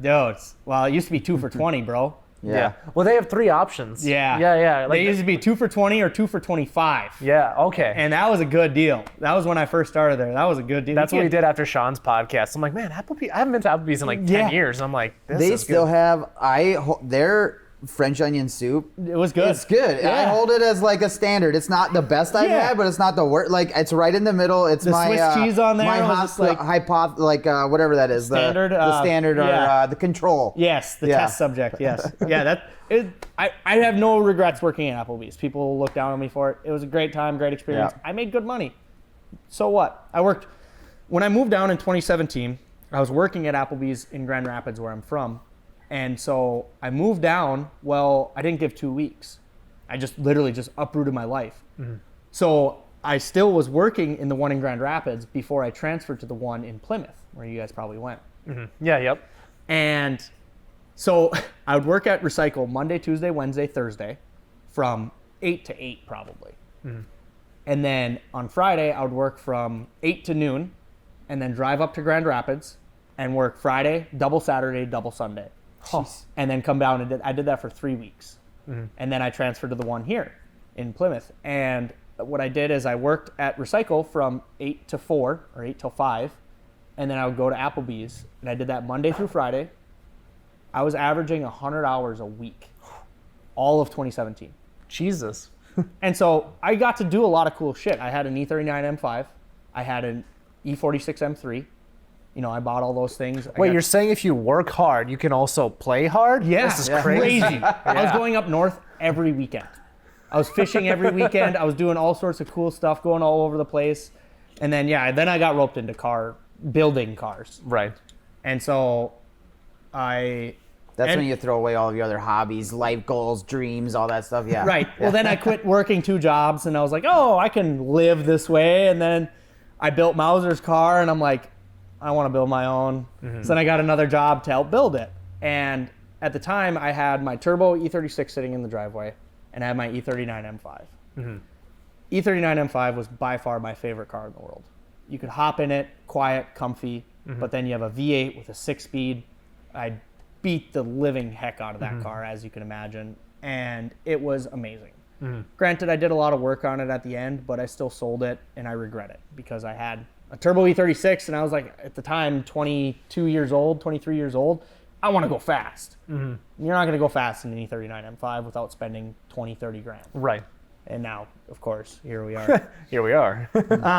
But so yeah, I sold the E39 M5, and then I had been working at Topgolf. Topgolf was an amazing experience. I never anticipated working at a place like that, I went in for an interview and they make you dance in a full room of strangers. And some of you might think that's crazy, but it brings out the quirky people that you want to serve you. Some of your best experiences at a restaurant will be because of a server. They'll be a fun server. They'll make you laugh. They'll make jokes with you. They'll throw shit at you, whatever it is. Yeah. Those are the people you want. And so that's what Topgolf was doing. And so you get in this place and it's all a group of people like that. And so it's just hanging out with your friends. And so some of my best friends that I've had over the years have been through Topgolf. Okay. And you know, you meet all these like-minded individuals and you all hang out and you all do sort of the same stuff. There's a lot of people in cars, bikes, fishing, all sorts of stuff, because we're all at the root of it all the same person. And so I did Topgolf for a while, and then I served at another place called Park Tavern. All the Is while. that place in St. Louis Park? You got it. Yep. Yeah, Bowling alley. Yep. yeah. I love that place. And that was because of a manager that worked at Topgolf had moved down there. And so, yeah, I went over there, and again, awesome place, same sort of deal, like-minded individuals. Everybody's just hanging out, having a good time while making money. And Did the whole "can I have some ranch" thing piss you off? No. no, Okay, just make sure. no, honestly, like people think about serving as like this daunting thing, having to wait on people hand and foot. It's like, it's not that big of a deal to me. It really isn't. I would go back in a heartbeat. Do you think it's your personality type too, though? I think so. And so that's the other thing too, is like when I moved to the cities, I was definitely an introvert, Okay. and serving definitely helped bring that out. And then when I went to Topgolf, it just brought it out even more. And then I got into cars, and that brings it out even more. And it's like, you can't be this sheltered person in the car community. You really can't. The guy that leans against his car. Yeah, don't touch it. Don't look at it. Like, Yeah. I have a turbo sitting on my hood, dude. Like, I don't care. Yeah, it almost rolled off earlier. And so it's like, you know, you could have all these nice cars, but if it's nobody else appreciates it because you're a dick, what's the point? Yeah. Right. You know? And I've come off as a dick before, but it's usually needed. Well, then I was working all the while at all these restaurants. I was also working at shops, you know, helping Sean out, doing jobs with him, building my friends' cars, and then doing mechanic work on the side. And so that's been like the last 2-3 years. And about a year and a half ago, John, JWP, had reached out and said he wanted me to work for him. And I made the joke, like, you can't afford me. And he goes, no, I'll figure it out. It's like, no, you can't afford me. Like, I make really good money doing what I do. I will not make that as a manager. I'm sorry. And then he made me an offer, and I was like, you know, I'm almost 30 years old now. Maybe it's time I don't work so hard. And so I went over to his budget auto shop and managed it. And that was in July of 2024, or 2023, sorry. And managed that. At the same time, I was working at Park Tavern only on the weekends, 2 days a week, super easy, making good money, funding the car, building it. And I was like, you know, I don't want to work this hard. So when I moved over to his JWP location, I was like, hey, this is a lot more work. I don't need to work this hard. I'm going to quit Park Tavern. And so talked with John. We figured out how it would make sense. Moved into JWP, and that was really home for me. I was set. I was so happy there. It was noticeable, by the way. I said Yeah. it like a million times, too. Yeah. It's like, it was the perfect atmosphere for me. I could talk to customers. I could be this goofy person and talk to them and make jokes, but I still got the passion of the cars. And I had a great team behind me. We had Kyle, Lurk Tuning on the dyno. We had a bunch of good guys in the shop. And then John was in the front, and he was doing all the, you know, John's quirky too. You guys have talked to him. Probably get him on this eventually, maybe. Probably not. And We'll see. He's fighting me still. and yeah, it was awesome. I really did enjoy it, you know, and I was happy. I was comfortable. I signed a 3-year lease here thinking that was it, you know. I was going to have my own shop where I can work on shit, and then I have a shop that I get to run and, you know, work with some of my friends. That's pretty awesome. Right. And yeah, unseen circumstances with the economy right now, unfortunately, I was let go. Right. No real hard feelings towards John. Definitely could have handled a little bit better, but it is what it is. Yeah. So we're working towards a new step in my life. Probably going to move. We'll see what happens there. Yeah, we'll see how it shakes out. But in the meantime, I got to finish this thing. So back to the whole route while we're here. This DCT E36. Well, before that, because I've been wanting to ask this question for like the last hour, I want to say. I just was trying to find a great place to put it. You came into this knowing, for lack of a better term, nothing, right? Literally nothing. I almost said fuck all. I stopped myself. Yeah. This is a PG show, kids. Yeah, watch the language, goddammit. But so how do you teach yourself? Where did you learn to learn? It sounds like you break a lot of shit. Yeah, trial and error. But are you on forums? Are you, for example, taking HPA courses, code Minnox? But like No. Like where are you learning all this? YouTube University? Just do it. Okay. So like I said, I started up north in northern Minnesota. Okay. It's cold. For 2 months out of the year, it's below zero, even negative 30 for 2 weeks. Yeah. It's cold. Shit breaks. For no reason. It's just cold, okay? So you have to figure it out. And so growing up, that's the mentality I had. I grew up in the woods. We burned wood. You know, we had a nice garage. We got to work on stuff there. We had dirt bikes and four-wheelers and snowmobiles. And then we got into cars, and cars break.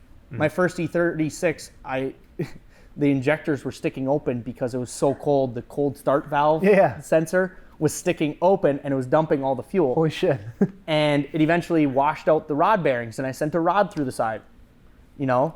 And it's like, you break stuff, and you have to fix it. You don't have an option. You don't get to go to a shop to figure it out. You don't have money for that. You have to figure it out. And I'm not saying I grew up poor, but I didn't have a lot of shit growing up. I worked hard for my stuff.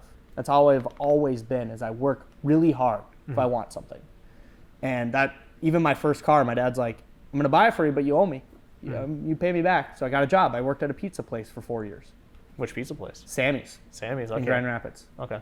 Go. It's good. Okay. Best pizza in Minnesota, without a doubt.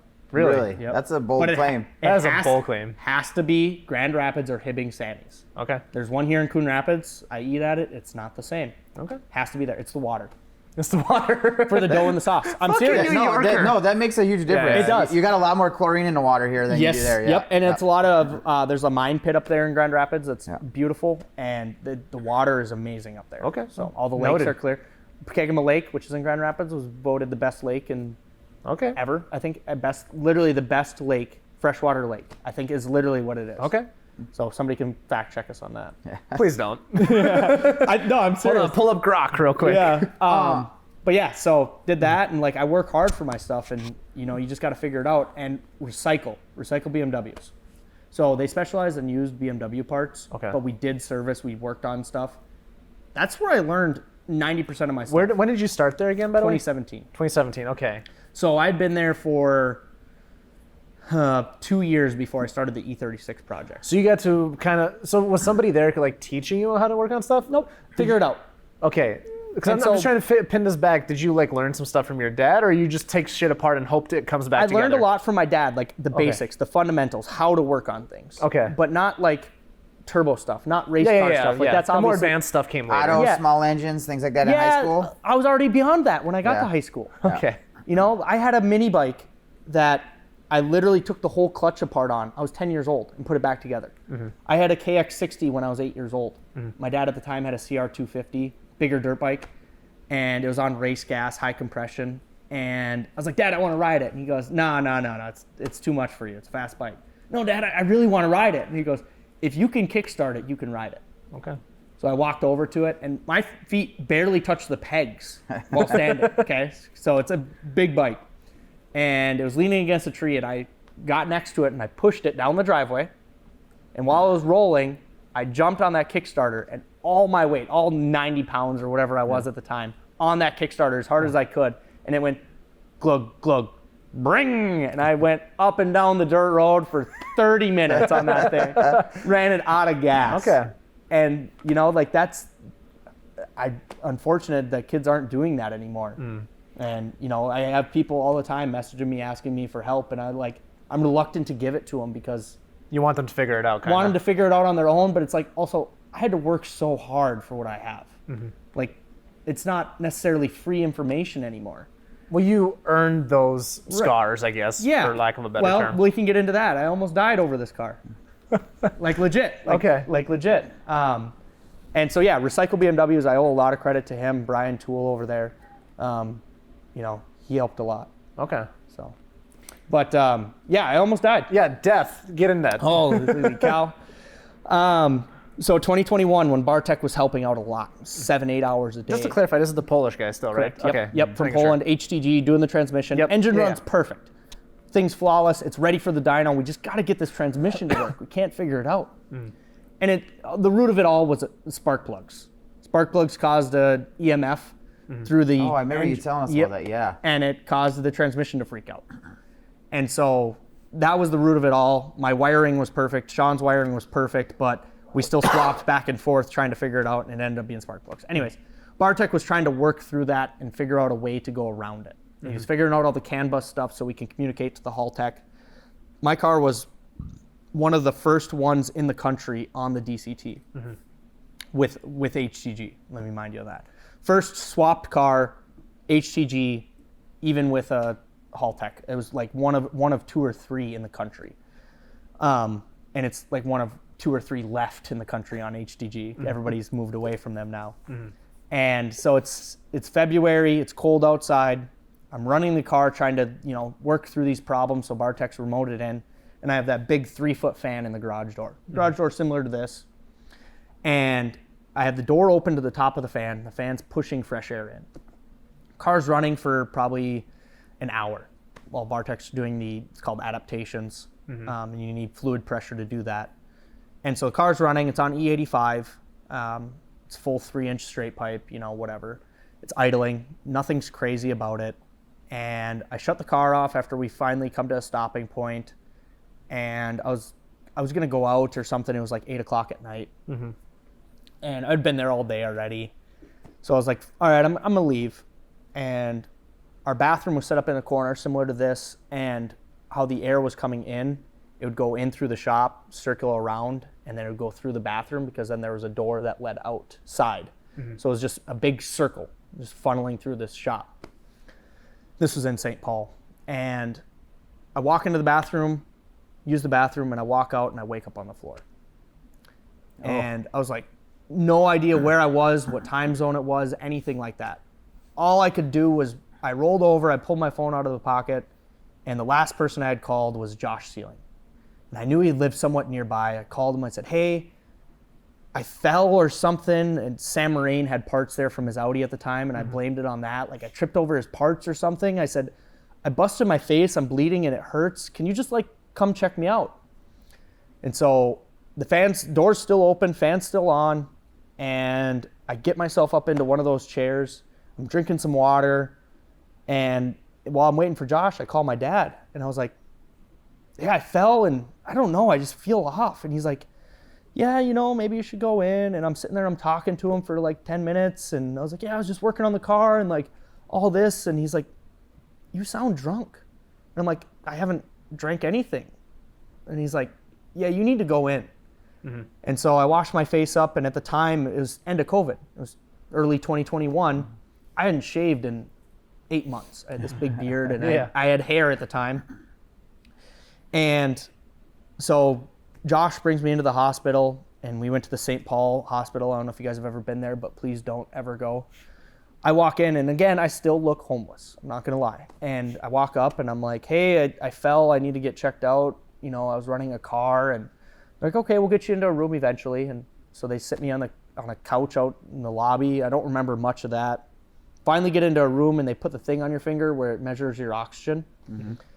And the tech didn't say anything, but he kind of looked and then freaked out. And I was like, okay, well, this is weird. It's now 9 o'clock on a Friday, I think. And I was like, that's weird. Okay. And then a doctor comes in right after, and he's like, you could have died. You basically died. He said, you have 33% CO2 in your blood right now. Holy shit. And so a person who smokes a pack a day has less than 10%. And 40%, you're pretty much dead. Yeah. And this was an hour after I had woken up. Yeah, I was going to say, it cleared out a little bit at this point. It had to have. So I get transferred, they get me all this blood work done and all this, and they're like, yep, you got to go to a pressure chamber. We're going to pump you and basically send you below sea level and fill you full of oxygen. It's going to push the CO2 out of your blood. Yeah.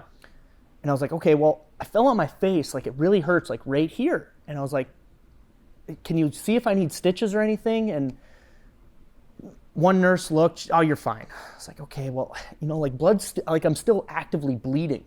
And like I would keep wiping, and like I said, I had a big beard, and I kept wiping, and more blood would come out. And I was like, it really hurts right here. And this probably was about 10 o'clock now. Sean had came, and he was sitting in the hospital with me, and they're like, oh, well, we got to wait for an ambulance. And I was like, well, why can't I just, because the pressure chamber was in Minneapolis instead of St. Paul, so they had to transfer me. I was like, can he just drive me? And they're like, you could die on the ambulance ride. I was like, oh, I'll wait for the ambulance then. Yeah. And so ambulance finally shows up at like a little after 1, get over to the other hospital.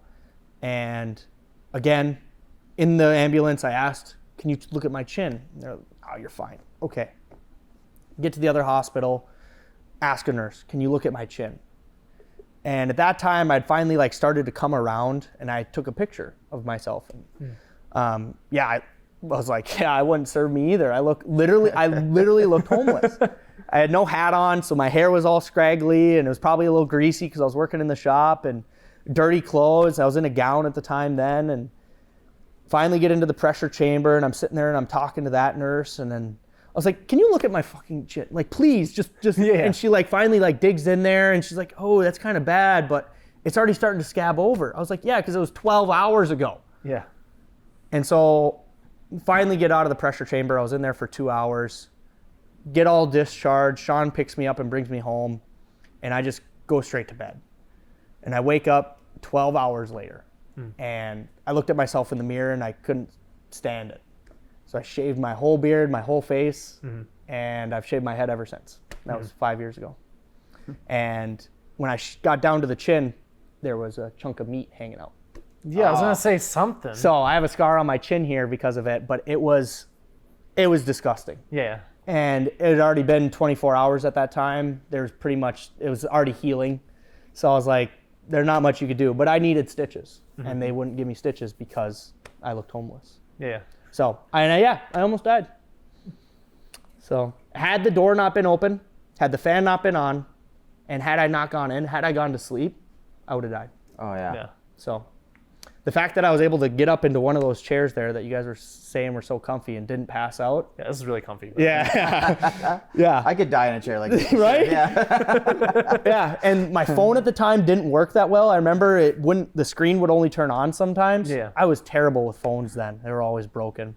And I had to hold the Siri button and talk to Siri and said, hey, call Josh Sealing. And it almost didn't call him because his last name's a little weird. Yeah. But yeah. That was the most traumatic thing that I had with the car and all the stuff and all that. Yeah. Never crashed or anything like that, but yeah. I drove it into the side of a truck one time. That was pretty cool. Yeah. So 2021, we were figuring out the DCT still, and I had to get the throttle body modified for the GM LS one. Okay. We needed to switch because the Bosch one we had wasn't working, and I got a GM one for free, so we made that intake over there. Just made a plate for the throttle body. Well, while driving it over to my buddy Bimmerstang's house, and it was March, but all the snow had melted except for the shaded areas. And so his driveway was like a 2.5 car wide driveway, and he had a big Ford on one side, and then it was open into the garage on the other. Well, I was all excited about the car, giving it gas and stuff, so I accelerated down his little side street, hit the brakes, and came into his driveway, and the car just slid straight into the truck. It never turned. Once I turned into his driveway and was gonna keep going to go into the garage, it just went straight into the bumper of his truck. And I just swapped the fender out last year. The hood's kind of still messed up because of it, right in the corner there. But the funnier part was we hadn't figured out the DCT yet, so it's called take up, and that's how you like basically start from the stop. Yep. How the clutches slip. Well, the car was in take-up, and it was engaging the clutches as I was sitting against the side of his truck. And so I'm sitting there after I just crashed into his truck, and the car's just pounding into the bumper of his truck. Nothing happened to the truck. It dented my fender. But like that's pretty much it. I've spun the car out once at the track, and never looped it. Nothing like that. It's always been good car. And as Sean said on your podcast, the fastest, sketchiest car he's ever been in. But he also feels the safest. Yeah. And I don't know what it is about E36s. You can hop in a car, any other car that has 1,000 horsepower on these tires or on any tire, you give it gas, it's going to go sideways. 9 times out of 10, these cars, they do weird stuff. Maybe it's the open differential in the back that makes it go straight, but I could be laying 11s for miles and the car's just driving Miss Daisy. I have videos at Power Cruise where I'm literally just going down the straights, just doing burnouts, just driving it along, you know, and like, it's always been that way. It's never been scary. You know, like you see all these crazy videos of people hopping in these fast cars and everybody freaks out. It's like, yeah, it's fast, but it's not like scary. Oh, it's different. That fourth gear sounds rowdy from what people tell me. Yeah, even in the DCT, it's fast too. Is it going to be ready for Power Cruise this year? Yeah, so right. I was going to try to make Texas, but obviously due to losing my job, I kind of put a halt on that. So right now the engine's tore apart. I'm doing a new turbo, so we're switching from a 7880 to an 8280. TurboSmart is also releasing a divided housing. So we'll be able to switch back to similar to what the Garrett was, but an extra 6 millimeters bigger. Okay. So much bigger turbo. We should be able to make the power goal that we want of 1,300 to the tire. Jeez. With just boost only. I've always wanted, it's funny because like as a kid, you know, growing up with these cars, I'm like, I'm gonna have 1,000 horsepower E36. You get 1,000 and you're like, all right, now what? Right. Yeah. It's like, well, I know I can do more. So you just keep going. And so we'll see what the DCT can handle. Maybe I'll tone it back a little bit this year just because. Well, at what point do you start considering, because earlier you mentioned you might get rid of DCT, and once you get to that level, would you ever consider upgrading to DCT? The problem what's is the next step? there's not a lot of aftermarket support. That's what I was for going it. to say next. You can put clutches in them, and so that's the funny part about this. It's on stock clutches, and a lot of guys in the stock cars, so like 135, 335, M5s, M6s, F80s, they all have to do upgraded clutches at 600 horsepower. Okay. Because the stock controller doesn't apply the same pressures that it does on the HTG. And you know, I'm making 1,100, and it's stock clutches. You know, I've had some issues, you know, but it's not anything crazy. So it's like I could upgrade the clutches, but I already broke a fourth gear. Right. Nobody makes gears for them. That's what I was going to say, because like. Nobody takes them apart and fixes the gears or anything even. There's a few people that have tried and they've failed. Okay. You know, maybe if somebody is like, hey, I can rebuild your DCT. I have 3. I'm ready to go. I'll send them out. I'll get them all rebuilt right now. Okay. Because they're starting to get a little more expensive, you know. We're about to find some weird guy in the middle of nowhere that's gonna be like, oh yeah. Well, I do what's in like the Audi TTs and stuff like that? Are those, and they use Dodson stuff? It's completely different DCT. Okay. So this is a Getrag DCT. Okay. That one's a DQ 500. I don't know who makes it exactly. It might be Getrag as well, but it's a different gear set. Right. You know, this is a rear wheel drive. That's we got another story. Maybe you need to find one out of a Rec GT 500 or something, a Tremec. Yeah, you know, but then if I'm adapting it, why wouldn't I just put a different transmission in that's equally good and has aftermarket support? Well, what's the next step? 8 HP. Okay. Okay. So 8 HP came in the Mark V Supras. Okay. They actually started a lot earlier on in BMWs. I actually have one here. So it's the next step because there's a lot of aftermarket support for it. Gotcha. There's a drop down, 10 grand, you have a 1,300 horsepower transmission. You know, it's like Who am I thinking of that makes those? Pure That's what it was. Pure Drivetrain Solutions makes it. You could do it You yourself. even said it and I still right over my head. Yeah. So no, I didn't say it yet. Pure Drivetrain Solutions. Okay, that's fine. No, yeah. So yeah, I mean that's the next step, and it's not a DCT. It'll never be a DCT. There's something magical about that transmission that it hits all the right neurons in your brain, and it feels just so good. What And- DCT does? Yes. I agree. This is my first experience a year or two ago when I got my car, yeah. And it's just something about it, especially in this, it's so raw and aggressive, and it's like, and it drives so good still, and it's so fast because of it. And it's like, I never had shift cuts. So when you'd upshift, it never cut torque or anything like that. It just slammed the next gear. I have never had up rev or a rev match downshifts. So when you downshift, the tires squawk and stuff. It just forces the gear and the engine revs because of it. It's like, it's so raw and aggressive and nasty. It's an electronically shifted manual is the best way to describe it. Just not the garbage one that's in the R8s and the. That's not a Argos. DCT though. That's like an external box that shifts. It's so. But they still called it like an electronic manual or whatever. Like it's not a it's not DCT. There's still one clutch. BMW Yeah. did that in the E36s called SMG, semi-manual gearbox. How was it in those? Trash. Checks out. They were like the gearbox themselves was just a manual. Okay. And then they had a slave on them that was hydraulically operated by the car, and then the shifter was also hydraulic. Okay. And so there was a pump on them, and the pump failed, and the slave failed, and then the shift selectors failed, and then like one thing goes wrong and it doesn't shift right, and then it breaks the transmission, and Yeah. You Where's still the- got to put a clutch in it at some point in time. all the time because it wears it even faster Yeah. because it's slipping it all the time. Right. Yep. So One of the things I was chatting with, I think it was with Caleb actually. We were talking about like various like transmissions. Do you have any idea just how quick this DCT shifts? 40 milliseconds or so. Okay, Jesus, Very faster than I thought. Yeah, Very fast. yeah. And when I turned up the power past 1,000, we had to add a shift cut because it was slipping the clutches really bad. It still did at the end of the season. I was trying to do better 60 to 130s, and I put weight in the car and turned up the power, and it actually went slower than it ever has. It still did a 4.1, 60 to 130, spinning the clutches. You can hear it in the video. It's in the graph. It's so funny. I posted the graph, and so many people had so many negative things to say about it, and I still come back to stock clutches. Right. Like if I put clutches in it, it would be well into the threes. And it's gone faster. That's all I'm gonna say. Never posted it. It's gone faster. Okay. 60 to 130. You don't want to release it right here, right now? It doesn't. I don't care about 60 to 130. Okay. I tell people that all the time because this car could go out and do a 60 to 130 in 3 seconds. This car could go out and do it in 3 seconds. You put them next to each other and they both go fours. Yeah. It doesn't matter. What matters is in that moment when you're lined up next to someone. The only thing 60 to 130 is for bragging rights. Well, that's one of the things that we've talked about countless times on this show at this point. Is like it's kind of ruined It has. racing from what Yeah. it sounds like. Yeah, like you walk up, oh, what's your 60 to 130? Oh, it's in the fours.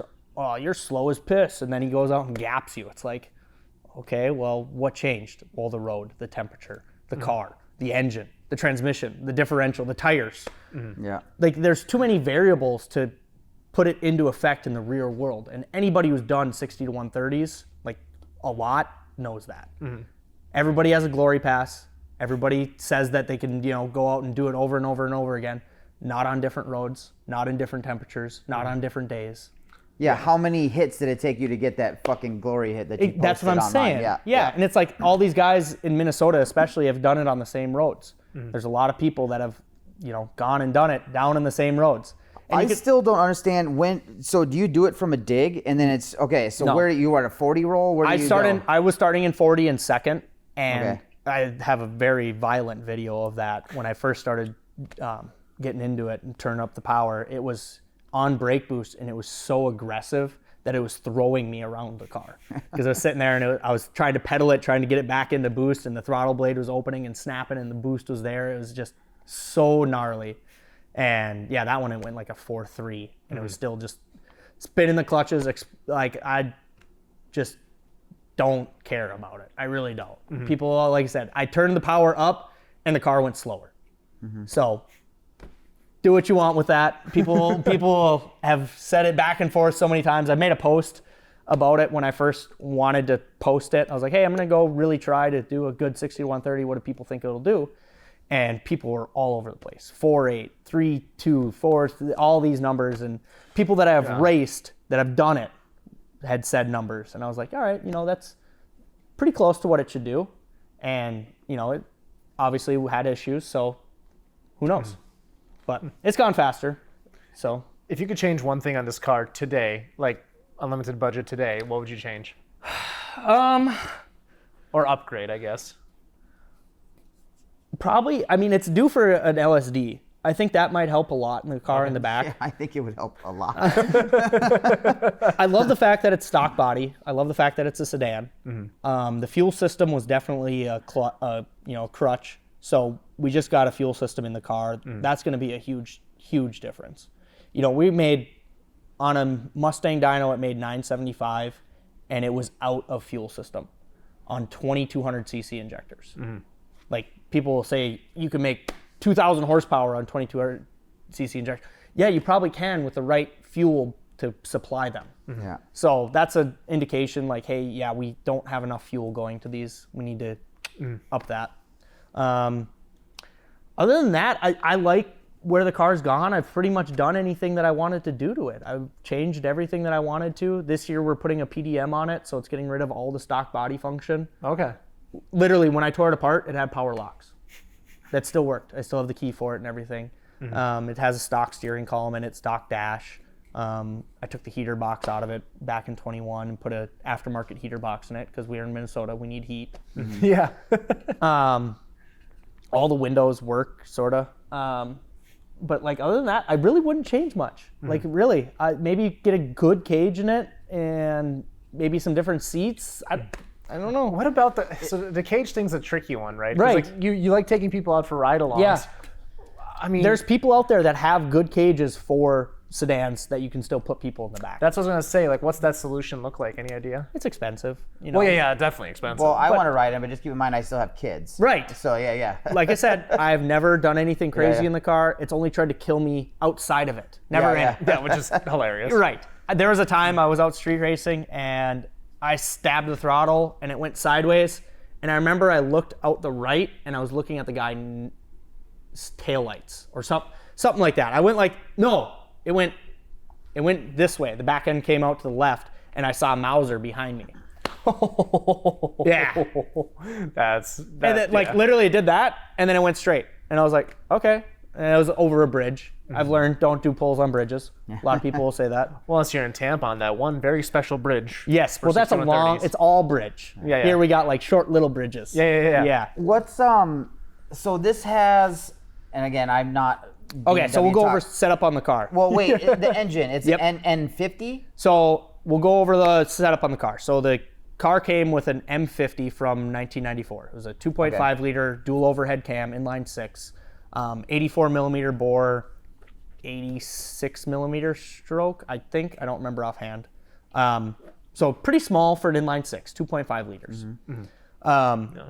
The M3 came with an S50, which was an 86 millimeter bore and was a 3 liter because of the stroke. It had a little bit more stroke in it. And then the S52 was a 3.2 liter, which was an 86.5 millimeter bore and a little bit more stroke yet. So that's why I switched back to the S50 crank, and then I took an M50 block and bored it out from 84 to 84.5. And so what that does is it gives you a little bit more meat between the cylinders rather than going all the way up to the 86 like on the S50.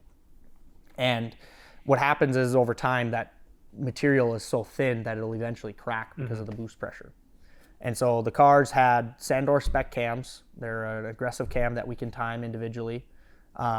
It's had dual valve springs in it from Ferrea, valves from Ferrea, stock heads, ported heads, all sorts of stuff. It's got diamond pistons, powder rods, and the stock crank, stock block, stock head casting.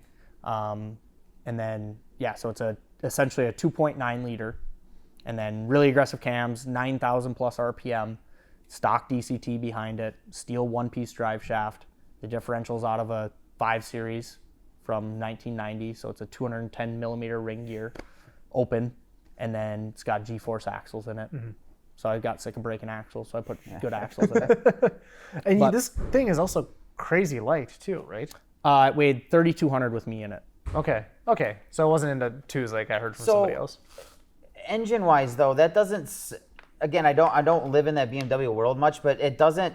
It's not crazy. It's not common either, right? Oh yeah. Is it? Okay. Yeah, so there's one in this car, there's one in that car, there's one in that car. So why not just go to like an S58 or something? Is it Cost. cost? Okay. So like this. Did you miss the part where he was getting them for $300 in the beginning? But that's probably not the case anymore. It is. Is it? Yeah. Okay. Yeah, so I just bought one this past fall. I bought one, so the common thing to do is put them in E30s because the E30 M20 is a terrible engine. Okay. And especially to make power on. So people put these M50s in them. Well, you need a front sump oil pan, and that only came in the 5 Series E34s. So I bought an engine with that front sump oil pan on it for $500, and I sold the oil pan to Sean for $500 because they're doing a car with that engine. Right. So it's like, and that's part of the reason that I did it so early on is because I had all these parts available. I can get stuff cheap. I can continue to get it. I needed that engine for the block. That's all I needed. I sold the head. I made money off of it. Like that's how I've done it for so long, and that's what I know. Yeah, you can go to an S50 8 or a B58. What's it cost though? $10,000 minimum just for an engine. Right. Shit. 20 times the cost, Dan. And you can't control it. You'd have to do a stock controller, stock DME. True. Oh yeah. You know, like Sean would have to figure it out. And he's willing to, I'm sure, but like that's a lot to figure that out. Right. So we're at the point where this is already figured out. It's close. We're going to do a different setup on the engine this year. I went through a built engine back in last year. That's when I swapped that head gasket in the pits. It was, guy screwed me over. Do not trust engine builders you don't know. You've been there, done that. Yep. So unfortunately, I learned a very hard lesson, and it sucks because when it failed, every engine that we failed, that's failed, we've learned. We've learned something from it. That one, we learned nothing other than don't trust that guy. And that was That's your it. first built one too, Second. right? Or second, okay. After 3 years of not having one. Do you know what the highest horsepower through this setup has been? There's guys over in Germany that do dry blocks, and they're making 2,000 plus horsepower. Holy shit. Yeah, but they're drag cars, one pass. Yeah. You know, 6, 7 second cars. Like there's plenty. Kind of like the Barra in Australia. Correct. Yeah. Nobody does that over here. Yeah. You know, because they're not great. But I almost bought one. oh God, thankfully. Not for that level. Yeah. They have the 4-liter Barras have so much harmonics. Do they? Yes. Oh, dude, that's what I was going to ask you earlier. Thank you for bringing that back up. Okay, at what point did you start realizing that harmonics was going to be an issue? Like, what are you looking for? How did you know you were approaching that threshold? When The bolt shake loose? our crank bolt, our main crank bolt that holds the harmonic balancer on, that holds the crank pulley on and everything. Okay. That's where we run the crank trigger for the crank sensor. That bolt is torqued to 300 foot-pounds. Okay. Holy shit. It's a big bolt, about that Yeah. big. When I put red Loctite on that, I was going to say Loctite too. torqued it to 350 foot-pounds, and it's still backed out, that's how I knew. That's fucked up, dude. Like, that's And so, basically welded in. yes, Yeah. yes. And the crank hub to put it on was press fit, and it was spinning, it was snapping the keyway. Okay. So that's when I knew. Okay. And it could have been partly because of the DCT. You know, this was a flywheel that was not designed to spin that fast. So it's a giant chunk of steel. Maybe it wasn't balanced. I don't know. I bought it from Nice over in Germany, and I put it in. I don't know. So when I switched in 2023, when I bought all those parts, I put a sprung hub in. And so basically, you guys have seen clutch discs, how some of them are straight and some of them have springs in them. Yeah. So that spring basically absorbs some of the shock. Well, I bought this sprung hub. It's rated to 1,200 Newton meters of torque. What's that in Bald Eagle? I have no idea. 1,000, roughly, Okay. give or take. And I put it in, and it had made a bunch of noise. It was chattering. Well, the car chops at idle. It's the craziest idle you'll ever hear on an inline 6, in my opinion. And it sits there and it just chops. Well, that chopping is the engine spinning. Well, then the transmission can't keep up to it. So that hub is sitting there, it's rattling the whole time. Those springs are compressing and decompressing. Well, he eventually wore it out. And last year at Ice Cream Cruise, I was going into it. I knew that it was worn. And I was like, you know what? It's either going to work or it's not. If it fails, it's not going to be catastrophic. Nothing's bad's going to happen. So we went to Ice Cream Cruise, and that was a great time. Kyle and 1320 put on a great event. Never had been. And went to do the roll race. I did one solo pass, and we're dialing in the traction control and turning up the boost. And we got it like pretty good. Went out and I did a race against Stefan's TTRS. Yep. And we hit it. He gets out on me, and I just start to come around him, hit the top of fourth, and I was like, I'm good. And before the finish line, I got out of it. I was pulling on him. Video was amazing. I was so happy. Matt was in the car from 1320. I was like, oh, that was it. We're so good. So we cruised back. And then Carl has a LS swapped twin turbo E36, the XO cage one. Oh, yeah, I saw that one. Yep. Yeah. His name's Carl. Go over to Carl and we're talking, and He's like, yeah, Maybe yeah. that's what you got to do to get enough room for people inside. Right, yeah, do an EXO on it. Yeah, totally. Anyway, that's all right. You're good. And Big problem solver over here. Yeah. I mean, yeah. Provide Put helmets. the cage on the outside.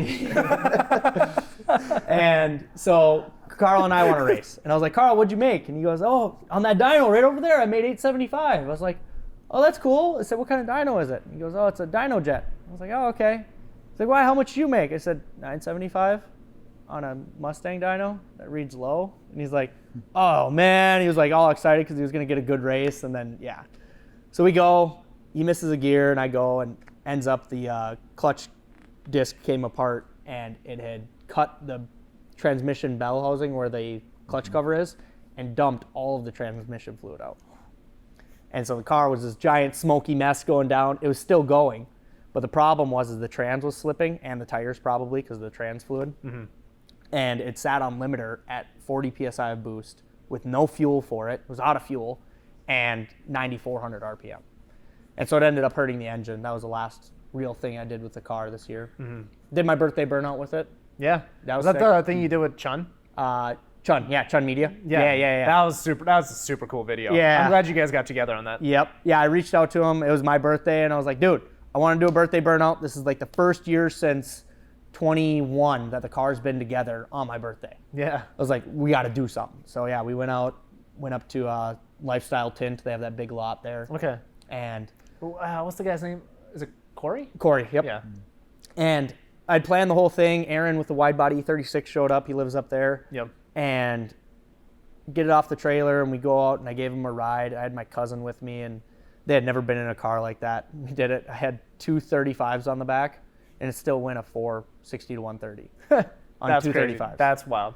And on it was 235s. It was spinning, but the traction control was coming in, and it was like cutting it and Yeah. stuff. It was insane. What tire was that on? Michelin something. I don't know. Like a PS4 or Yeah. something? Unbelievable. Yep. Unbelievable. I was thinking- 235, 18, by the way. 18. I was doing the burnout on them. I put them on just to do the burnout. That's what I had on my Golf, and I was spinning. Yes. And traction Well, the control. purpose was for spinning, right? Yeah. Yep. Yeah. So then I do the burnout, and the car would not come up on the turbo at foot braking. Like sit there, try to brake it, and it's like brrr, and it would not spin the turbo because the transmission engages at 2,000 RPM. Okay. So it's just sitting there, and it's fighting the transmission, and it's trying to slip the clutches just enough to come up on the turbo. So they're like sitting there. I was like, God, it might not work. And so I keep trying, and all of a sudden it's like, brrr, it just kept grabbing gears. Ended up in fourth at 150 miles an hour wheel speed. And I went through this lot, both tires, mind you. Somehow they spin, go across the lot. And when I clicked fourth, you can see it in the video, the tire smoke turns yellow. It's not white anymore, it's yellow because it's literally just melting the tires. Go across the lot, and it whips around, and I lost it. I didn't know where I was, couldn't see anything. So I just got out of it and stopped, and there were some guys that were working on a truck on a different lot, like 2 blocks away. And they come over, and they're like, yeah, you can't do that. You're throwing rocks all over the place. And I'm like, all right, I don't want to piss anybody off. So otherwise, I would have fired it back up and continued. Yeah. But turns out, that really hurt the engine. So it was 180 degree intake air temp. Okay. With 34 pounds of boost and like 13 AFR. A lot. It was not good. And I shut all the safeties off so I could do the burnout. No fault to Sean. Not anything he did wrong. One of those things where you had your laptop with you. I did. Yeah, I did. Well, I had to have it so I could shut traction control off.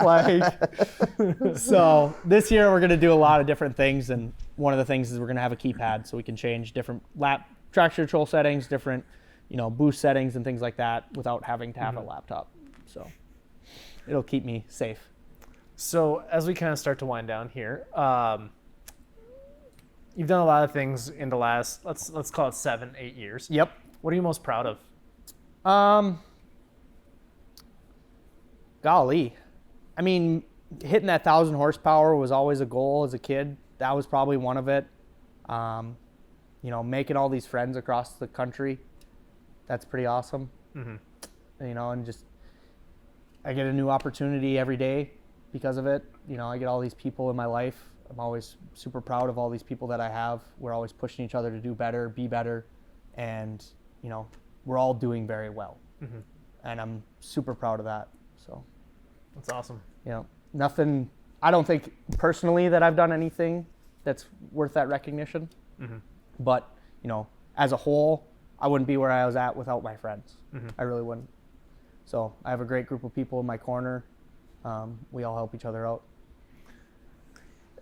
I wanted to touch on this, but then we went into how your car almost killed you, and that was a very dramatic story. Yes. But speaking of like not being in it for very long, right? You're talking 7-8 years.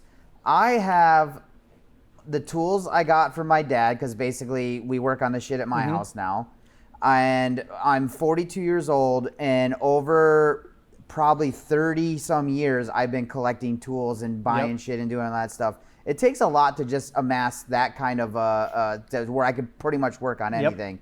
So how was that for you? Did you get some stuff from your dad, or are you still working on a limited tool thing, or? So when my grandmother passed away, she had bought these $100 gift certificate things or whatever every year for us as children. Okay. And we would get them on our 18th birthday, and they would be worth more than $1,800.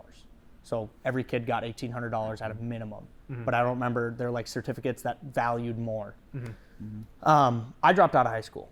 I went back and got a third-party diploma after, but I never went to college. I did the same thing, by the way. Yeah. And so when that had happened and I turned 18, my dad's like, this is meant for you to go to college with. Do with it what you want. And so I bought a lot of really nice tools. And those have been with me for a while. I've just accumulated over the years. Actually, all of my tools are in this white cart behind me. That's everything. That comes to the track with me. That comes to Texas with me. It loads right into the back of my X5, and it's perfect. But yeah, so tools, I've always made do with what I have. It's never been anything crazy. It's never been super expensive. It's never been a lot of them. But damned if I can't figure it out. Yeah. And that's again, growing up north, you just gotta figure it out. You don't have another option. That's it. Figure it out, or you don't get to go hang out with your buddies because your car doesn't work. You know? We hear those stories all the time on the podcast too. It's like, all right, the car's taken apart on Sunday. It's got to be back together by Sunday 4 a.m. or someone's not getting to work. Exactly, yeah. And it's like pretty much my whole life has been around that. You just push so hard because you have to figure it out. Right. You don't have another option. And that's, the drive that I have at the racetrack. That's the drive that I have for my friends when they're like, oh, my car's broke. I can't do. No, let's figure it out. Let's go. Let's like, I'll get an engine. I'll get a transmission. Let's figure it out. And, that's part of the reason that I have so many good friends, and part of the reason that we figured cars out and get them done as quickly as we can. Josh will always say that he's the most impressed by this in Texas, the first year that I went in 2021. January, it had nothing in it. It was just a shell. No carpet, no interior, no wiring, no suspension, no subframes, nothing. And I still got it all together and still went to Texas with it in March, 2 months later. Well, we got 10 days till we hit the road. So Right. You're not a problem guy, you're a solution guy. Correct. Yes. I'm never a victim either. Like, I'm never blaming somebody else for what went wrong. I'm always like, you know what, I'm gonna figure this out. I don't care. No matter what, it's your problem, whether somebody else caused it or got not. it. Yep. Absolutely. And nobody knows about that engine problem that happened, but I never actively went at the guy. I never did anything like that. I talked to his boss about it, and his boss was kind of on the same page that I was, that like, there's nothing we can really do. And, if the guy ever tries to talk to me, I'm going to tell him he better have my money or get out of my face. Like, I'm not talking to you. Because, it definitely was a hard time with that whole situation, because he showed up, looked at the stuff, said everything was fine, called me a big baby, and left. Oh, okay. And then. I'm not one to go about that. I was like, okay, dude, like, that's something else. That's shitty. And I had a lot of really good professionals that I trust in my corner, had them look at it, and they all agreed that there was something wrong in the machining process. Okay. Oh, so that's what it was. Okay. Correct. Yep.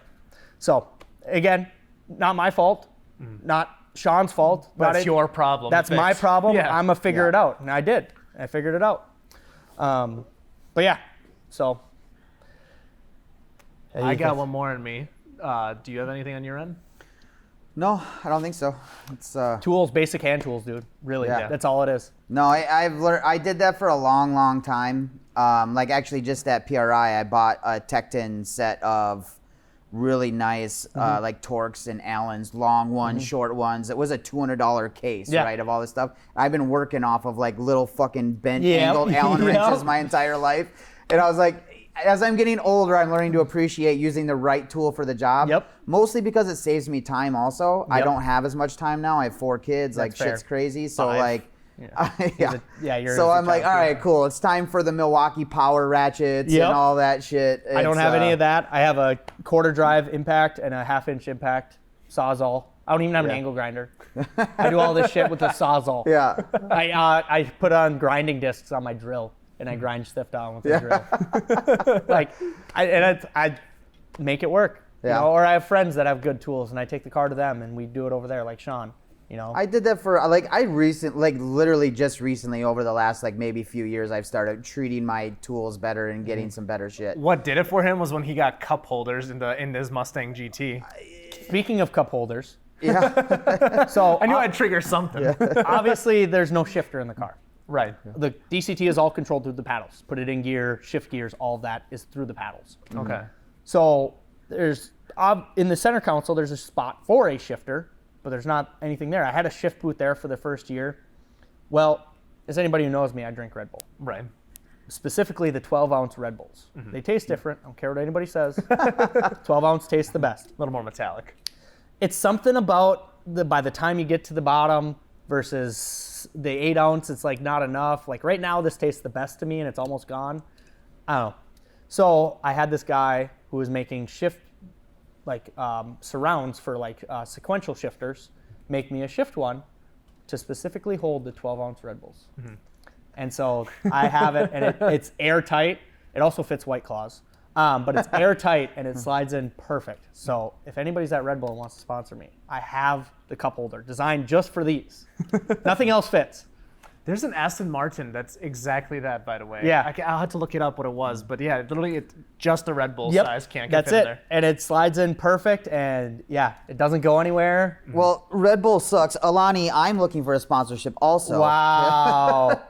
That would fit too, I guess. Yeah, I probably would. Yeah. It's probably the same company in China making the same 12-ounce can. Probably. Yeah. But yeah, either way, it was, and it go to car shows, you know, people are always like, there's no shifter, how does he shift it? And then there's a Red Bull sitting in there. It's always funny. And by the time this episode hopefully airs, we will hopefully be We're all sponsored by Erikson Energy, oh, yes. depending if the other bullshit is done with. But Well, if they have these size, I'll put them in there. All right. I'm going to be texting Alec about that afterwards. There we go. You need to make at least one 12-ounce. just one to put in there. Yeah. I know I got to do some, it's a little background story. One of my buddies is making an energy drink. Yep. He's been doing it for the last year.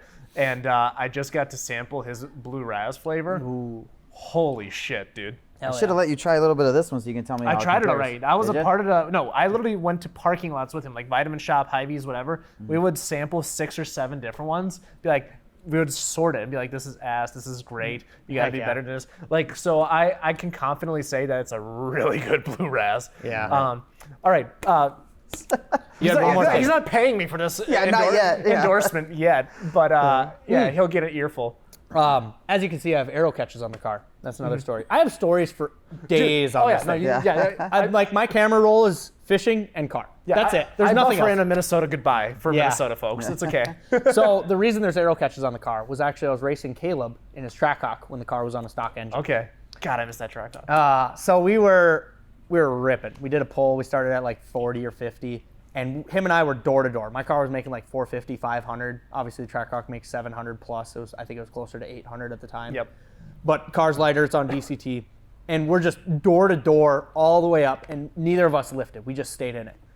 Well, at about 150 on the closed course or so, I saw this thing fly off the side, and I was like, "That was weird." I look over on my mirror, and my hood seal is on my mirror. So on these cars, they have a little seal that goes around the fenders and up the top that seals the hood down. The car had come off of the factory latches at 150 and slammed up onto the safety catch. And there's about this much gap right here. And yeah, very terrifying. I got to where we were going and I was like, that's my hood. Oh, shut the hood down.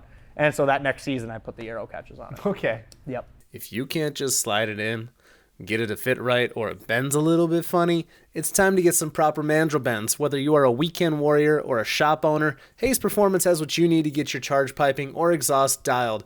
From flex couplers to T-bolt clamps, if you want to lay down some pipe, go to HayesPerf.com and use Minnoxide 5 to get 5% off any Hayes Performance products. That's HAZEPERF.com. Let's get back to the show. So that was a very terrifying moment. You learn things out of necessity, it Yes. seems. I think my orange car, so the safety catch, all this stuff, the Yep. latch is held in with two little, there's 10 millimeter nuts on there holding that little U shape that comes down and catches everything, Yep. right? I had gotten somewhere and noticed mine was really loose, and one nut was completely missing, and the other one's about halfway down. That's not even going to save your ass with a safety catch. No. That's the latch that's coming to fuck off. Yes. So yeah, does get scary. Yeah, very terrifying. Have you seen a hood come open on a car? Yeah, that's. So, Jacob Vang, my fault. God damn, so many stories. So when I was working at Recycle, Jacob and Alex and I were all really close. If anybody knows Jacob Vang, he goes through cars faster than people change underwear. The dude's probably owned 200 plus cars in his life. Jeez. And so when I was there, we were always doing something cool with cars and doing different stuff. He had a Mark IV Jetta turbo, VR6 turbo. He had several E36s, E46 M3, X5s. We did all sorts of stuff over those years. Like I said, I did a lot of car stuff from 2017 to now. Like, people think about it as like, I've been learning my stuff for years. No, it's literally just that time frame. I did a lot. And so Jacob had this E36, and we were doing something on the car, and it had a carbon fiber hood. No, yes? Either way, we didn't no, it had a carbon fiber hood because it had hood pins. We didn't put the hood pins on.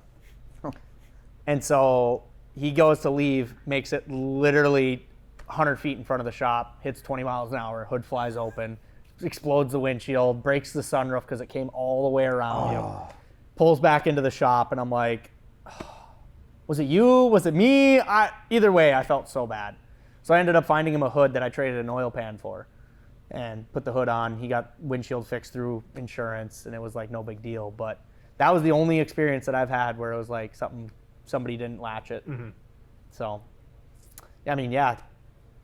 growing up, doing all sorts of redneck stuff, enduros, Chevy pickup trucks. I grew up with Chevy small blocks as well, building race trucks and stuff like that. And Nothing? Well, you said Chevy. I was just expecting. I'm I threw up sorry. in my mouth a little bit. I just Oh, got I was quiet. making sure. Okay. Fucking I mean, Ford guys. it is what it is. It's fine. I don't have any brand. Obviously, I'm loyal to BMW because that's what I know. Right, yeah. But if I knew Mercedes or I knew Audi or I knew anything else, I would be into them just the same way. They all have their ups and downs, and I'll say that about new cars as well. Minus Max 5, it's the perfect car ever. If anybody What year wants, is that, by the way? 2020. That's what I thought. Okay. So B58, bulletproof. I'm Yeah. sorry. It's a Gen 2 B58, downpipe and a tune. I run 87 or 88 octane through it. It gets 20 plus MPG. I put a trailer on it. I tow cars much heavier than this thing, and it's been great. It's perfect, yeah. I've put almost 100,000 miles on it in 2 years. Yeah. Jesus. Drive the hell out of it, and it's phenomenal. Any issues? I've done a water pump and spark plugs. Okay. Water pump checks out. Water. It's Also at 100,000 miles. It was at 100. Yeah, it was Yeah. at exactly 100,000 Yeah. right when they said that it needs to be done. It cost me $200 or so in parts, and I did it in like 2 hours. Okay. No big deal. And Not spark bad. plugs I've done twice because it's tuned, Yeah. and I run cheap fuel. On a stock boosted car, should you still do spark plugs more often than Yes. you would normally? Yep. That's kind of what I I thought. agree. BMW calls every 50,000, 60 for the first one, 50 after 1,000 miles. I do it every 40. Same with oil change. They claim I can go 10,000 miles on an oil change. Do you remember how long I went on mine? Jesus. Yeah, he told me that. Yeah, I remember that. You were like, I was like, what's boosted and tuned? I was like, I feel like you should be doing your spark plugs way more often. It ran way better after, didn't it? Yeah. You probably didn't notice, did you? No. Yeah. It actually ran worse. He was trying to get rid of an issue that we thought that would solve. That Yeah. didn't fix that issue, but I'm sure it did run a Fun little bit fact, better. after the new owner got it and he put in the spark plugs that Brian May recommended. Because remember, I got those before Brian got back to me. I was like, I'm just fucking buying these because somebody else recommended it. Yep. Bad choice. I always go with Brian May. That's who tuned I mine. should have just waited a day or two or whatever just Right. to hear back from him. But anyways, the new owner, because I basically sold the car not long afterwards because, just the right price for this one and blah, blah, blah, all that story. But basically, the new owner put the correct ones in, and he's like, oh, yeah, it's way better now. Yeah. Because I always felt like it just kind of had like a period where I was like, not as quick as it should have been. Yeah. Yeah. Yeah, so Relatively speaking. I had Brian tune that. It makes 410 to the tire on 93 octane. Okay. All-wheel drive, launches. That's perfect. Yeah. It's amazing. great. If anybody is looking for a $20,000 to $30,000 car, if you consider anything with a B58, you're in the right path. It's crazy what you could pick those like up for. 340, 440, 540, 640, 740, Well, the 840, X3 is even. X3 M40i, X5 M40i, fucking X7. Yeah. I just had an X7 over in Seattle. They're all incredible. And then what you do is you take it to Ratified Motorsport and get it tuned by Brian May. Yeah, and make 410 wheel on 93 octane. Yeah. Done. Done. Sold. Yeah. I beat up on scat packs on the highway. Yeah. 5.0. I love how that's like our metric. Like, how many Mopars can we beat up on? Is it a Hellcat? Is it a Scat Pack? Any scat pack in Minnesota that wants to get it, X5. I 60 to loved it. 130, dig, any of them. I'm gonna tune my my 3.5 EcoBoost Navigator out there, and we'll see. Bet. Let's Let's go. I want to race an ST. I want to race an Explorer ST so bad. That's why I was asking you that, because this is my first experience. So I have turbo truck, I have Yep. diesel, right? Yeah. But glow plugs, no fucking spark plugs. Even but, if it doesn't have a glow plug, it still starts. right. You know? These were these were done at 86,000 miles. The plugs were, I saw in the Carfax. Now I'm at 140. I'm thinking about doing it again. Yep.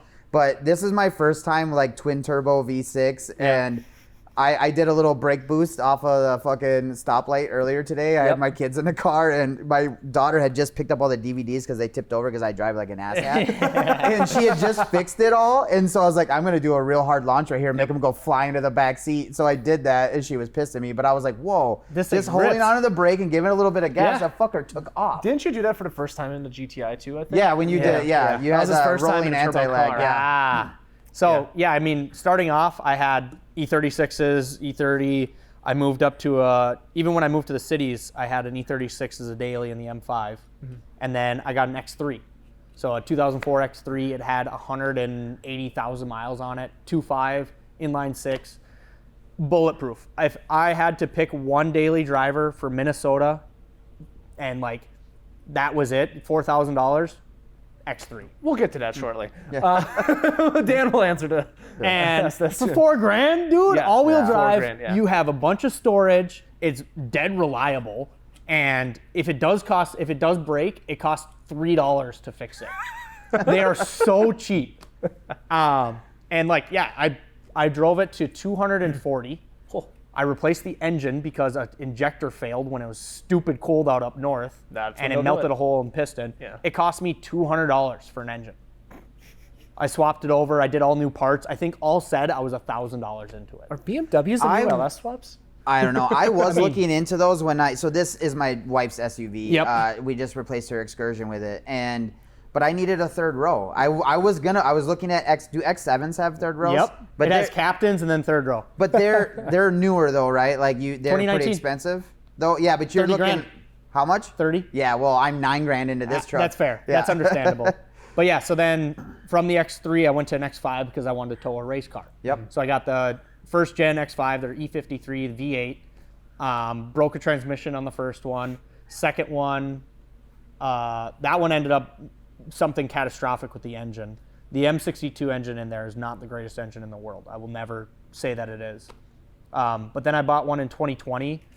It had 100K on it. I did timing chains. I did all the struts. I did all the control arms. I did brakes 3 times.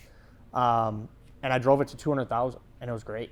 I would, if I could find one with like 20 or 30,000 miles on it for under 10 grand, I would buy it again. They're amazing. They're super comfortable. They're quiet. They make great torque. They have a hitch. They can tow 6,000 pounds. The V8 one is Yep. the one to stay away from, though, or no? Yes, yes, it is. But I Because mean, I think I was looking at one of those and I sent it over to Dave at DRSC, Yep. and I was like, because I knew he was a BMW guy too, and I was like, he's like, No. yeah. yeah, so the next gen had a turbo diesel. That was a good option. Those are great engines. They also had the N55 trash engine. Sorry, any N55 owners. N54, N55, worst engine BMW has ever made. Really? Granted, it makes a bunch of people rich, like myself. I'm going to be working on one. That's what that car is out there that I just did an engine swap on at 100K. God damn. Trash. But, you know, they all learn. B58, I think, is by far the best modern BMW engine ever made. Even like, I think it's the best engine currently being produced, like across all platforms. As far as aftermarket, cost to power, and cross compatibility. I can't hear anybody complain. Like I'm not hearing bad things. You can get it in a 2 Series and you can get it in a 7 Series. Yeah. Like, are you kidding me? What platform is doing that with the same engine? Nothing. Yeah, for that many platforms, yeah. That's why I was like, I mean, there's so many of them out there. Yeah. So, but yeah, mine has been dead reliable. I highly recommend it to anyone. You can get into a 340, 440, 540 Gen 1 for like 15 grand now. What's the difference between the S and the B for people that don't know what the hell? S is their M line engine, so it only came in the M's, X3M or G80M. The G80 is the new M3, and it's just more power, 2 turbos instead of 1. Okay. And Isn't it a little bit more beefed up though? Yeah. Oh yeah. Everything they made it to make more power. Obviously, it's in an M chassis. It's in an X3M. It's in an X4M. It's in Can the M3, I M4. also ask another really weird, ignorant question about how do you twin turbo and inline when I'm a V8 guy, right? Yep. I'm used to bank 1, bank 2, easy, right? So turbo these have the here, same turbo thing. there. Okay. So Bank you're just one is- doing 3 and 3. Okay. Yep. So even on my manifold, you can see there that 3 cylinders go into one collector, 3 cylinders Okay. go into another collector. And yeah, they classed it as bank 1, bank 2 still. Oh, okay. Yep. And all the way back to M20 had 1, O2, OBD1. They had individual manifolds for 3 cylinders, so they could classify each bank. There's something about an inline 6 that just like make sense. even Ford, their 200 straight Yeah. 6, like you can't even kill those things. No, yeah, It's- the 306 in the the Fords in the secret 90s. sauce. Yeah. It's a great engine. My brother has one. He wants to turbo it. Sean's going to help us out with it, maybe. Yeah. We like doing weird stuff like that up north. But yeah, I mean, I've always been drawn to inline 6, and it's just, it makes sense. You know, they're smooth. Well, it's only the perfect engine. I mean, He just said that it was the perfect engine. I did not say it was the perfect engine. I've always been drawn to them. It just makes sense. They are good engines. You know, and I've never been, like, in my X5s, the V8 was good, but I was like, I'm never going to make power in one of these, you know? I've never been an LS guy. Everybody always like, you should LS swap it. That's sacrilege. I'm sorry. Don't LS swap things. I agree with that. I'm anti-LS swap the world. Everything in this car is BMW based. BMW engine, BMW transmission, BMW differential.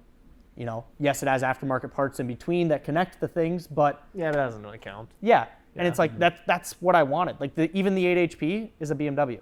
It came out of an N55 335. Like that's what I've always been pushing for. So I'm not a purist by any means. I'm cutting up my car to make it go fast, but I still think it's cooler that way, right? There's a little bit of like a kind of a cool thing about it. everybody always asks too. So this car is street car. It drives amazing. There's no vibrations. There's no rattles. There's no harmonics because it's all meant to be in the car. Like the engine, it's designed to fit in the car. Granted, I have a giant turbo and a 4-inch downpipe that go through it. There was space for that. We made space with the strut tower. Anyways, and it's like, but people do LS swaps and they vibrate your teeth out. I don't know if you guys have ever been in a car like that, but it's annoying. I don't want that. That's part of the reason that I haven't put a cage in the car yet either. I don't want that. I want the car to be drivable. So yeah, I mean, like I said, I put my mom in the car. Even though she's a badass lady that rides horses, she has no complaints. So, but yeah, X5 is great. I love that thing. So my last question then is, hold on, it's been a half hour, so I wanted to ask I was it. going What to say, that? is this the same question you asked me about? Oh yeah, that's right. Okay, so obviously we have like a wide variety of listeners on the show. We're up to like 2% female now, by the way. Fucking Ooh, huge. Let's go. Let's get up there. I'm single. But what's it called?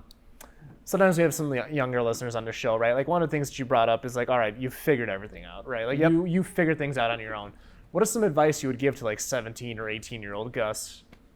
Just do it.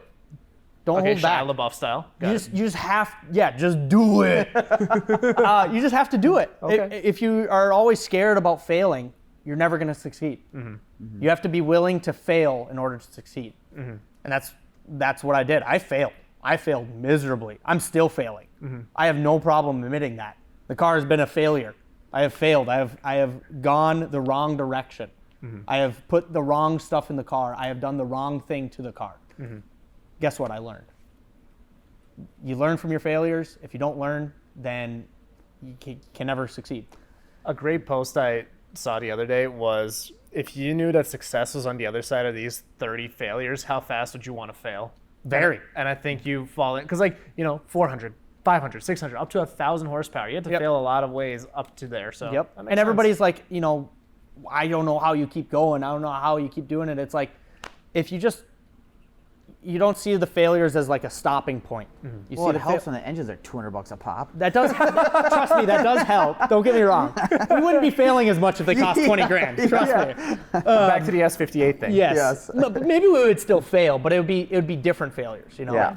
There's still people out there failing with the S58s. They're trying. Dude, shout out to the guys that are doing the R&D on that too, Yes. right? Like that big one was that the green one that got hit with like a however big shot of nitrous last year or something like that 2 years blew up ago? on the dyno. Yeah. Like somebody had to do that. Somebody's doing it. I mean, they did How the do you same know thing. where the limits are until you break them? Yeah. Exactly. Yeah. They're doing it they did it with the B58s when the Mark Vs came out, which is kind of upsetting that Toyota had to come out in order for people to put money and effort into a BMW engine, but it's fine. Well, to be fair, actually, yeah, you kind of. I think it was the Supra name that really. So the BMW B58 came out in 2016. I was gonna say, because Oh, really? was it the second or third gen into Supra? Second. So same exact thing as in my X5. Okay, gotcha. And now they're in a technically third gen of it, right? I think it's still technically the second gen. Is it still second gen? Yeah. Okay, gotcha. I really hope that they put the S58 in a Supra. I think that would be really cool. They're just wrapping up production on it too, though. I know. But one send off here, please. I know, but it would be amazing if they put an S58 in the Supra, because that thing would rip. We can only pray. Make it all-wheel drive. That So would accept a lot of people. Is that first gen B58 still? It's rocks? good. Yeah. Yeah, it has problems, but they all do, and they're common. They're well known. Like, I'm going to be doing an oil filter housing on one this week because they fail, and that's something BMW has always sucked at, is for some reason oil filter housings. They just leak. Yeah, they leak and crack. So this one has a oil cooler built into it, and they crack around the oil cooler, and then they end up leaking coolant and oil together or externally. Let me guess. Is it half plastic, half metal? The oil cooler is metal, and Yeah. the filter housing is plastic. Okay. Yeah. Yep. That's the secret sauce for I'm gonna leak. And if you change your coolant, it won't deteriorate the plastic as often. Okay. So it comes down to back to maintenance. So if you just do the maintenance on your car, like Well, changing how your frequently do you have to change your coolant? 50,000. Ugh. Yep. Okay. Well, thankfully my water pump went out for this. Yeah, that's usually a part fails, so you have to change the coolant. Yeah. So That's the only time I've ever changed my coolant. all my engines, I never had to do an oil change on, because I would just break the engine or a head gasket or whatever. I never ran coolant in the car. It's always ran water because there's no point. Yeah. Also, rotational idle helps with coolant temperature. Okay. So at Power Cruise, the second one, you guys were there. You know how hot it was. It was like 95 degrees That was a outside. toasty one. I was sitting in the lanes, VIP, sitting there idling for 25 minutes. The fan turned on one time at 200 degrees. It stayed right at like 190 the whole time. And for those that don't know what rotational is, I don't know if Sean talked about it. Rotational idle is a Hall Tech function. A lot of other ECUs are getting into it, but it holds the throttle blade at a certain percentage, usually above 50%, and it uses ignition and injection to control the idle. Okay. And what that does is it allows a lot of air to move through the engine, but not a lot of fire. Oh, okay. So fuel and injection is obviously fire. Well, fire makes heat. When you're not making heat and the car still runs, that helps with cooling. Interesting. So, and Is it just automatically do it, or is it a feature you got to turn on and off? you can turn it on. The Haltech, like mine right now, we can have it set up on the button, so the keypad, which is what we're going to do. Or right now, the car was set up on coolant temp. So at 115, 120 degrees, rotational idle would turn on, because if it was on all the time, it would never warm up.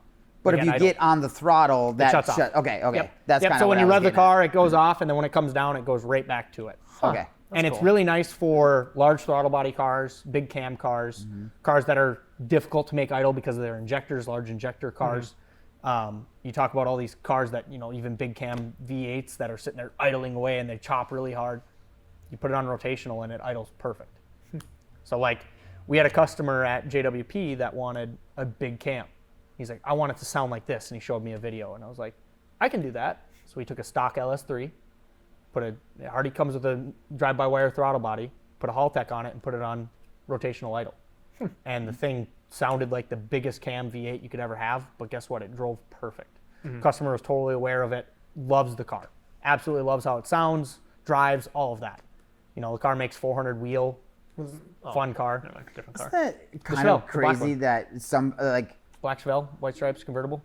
The donk. Yep. Yeah. Okay. Yep. Okay. So it was. Yeah. Yeah. I think it's really crazy how some performance mods, like some people throw some real crazy money at shit just for the sound. Yeah. I'm like, for me, I'm like, I want everything performance wise. Yep. I don't give a fuck if it sounds like a go-kart. Yeah. Like, as long as I'm beating whatever, I don't give a shit. But just the fact that you would put money into the fact that I want this to sound like this is crazy. Well, we're doing the LS swap anyways. He I'm had sure it was still like good performance. It was Correct. Two it was things. it was a benefit of putting the Haltech in. Yep. Yeah. So, but we did pick the engine based off of that because an LS3 comes with 450 crank horsepower from the factory or through a manual, I think.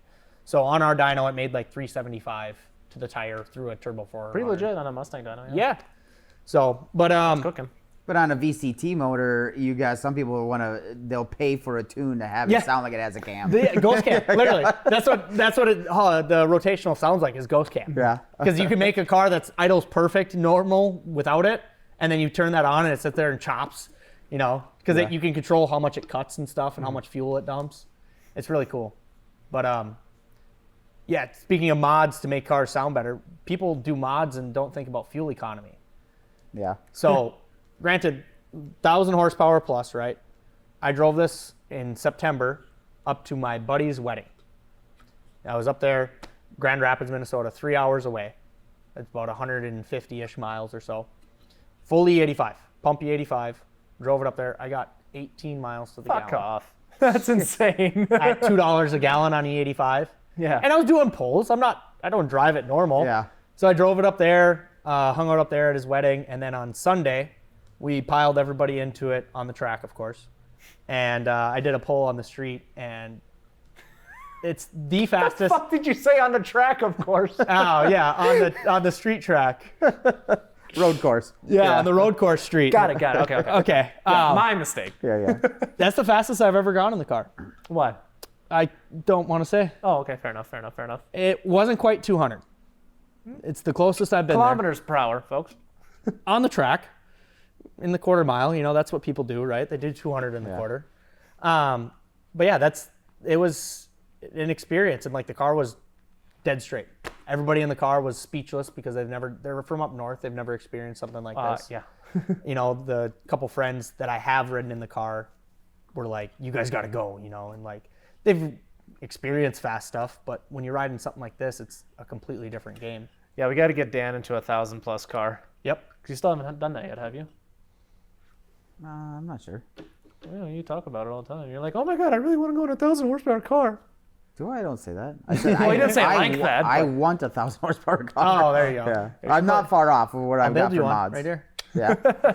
Yeah. I've got all this stuff sitting on a shelf to make mine pretty damn close We should to probably that. get on that. I know. It's almost that season, you know. It's Start March the build it's season. March outside right now. I moved it into the shop, and then I had some shit go wrong with the navigator in my wife's truck, so I pulled it back out and put the Navi in there. So it's going back in the shop now, though. That's the worst. But I actually had my 14-year-old daughter pull the GT500 out of the shop, move it to the garage, and then put the navigator in the thing. hey, that's pretty nice. You know, She's pretty kick-ass. well, that's what kids are for. Is now you can start putting them to work. Yeah. You know.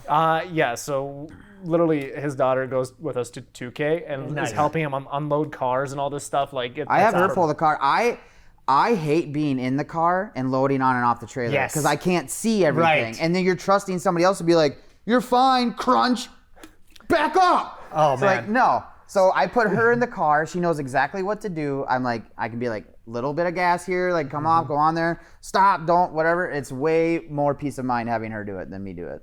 Back to stories of loading and unloading things. When I bought my M5, it was in Winona. I lived in Grand Rapids at the time, about 5 hours away.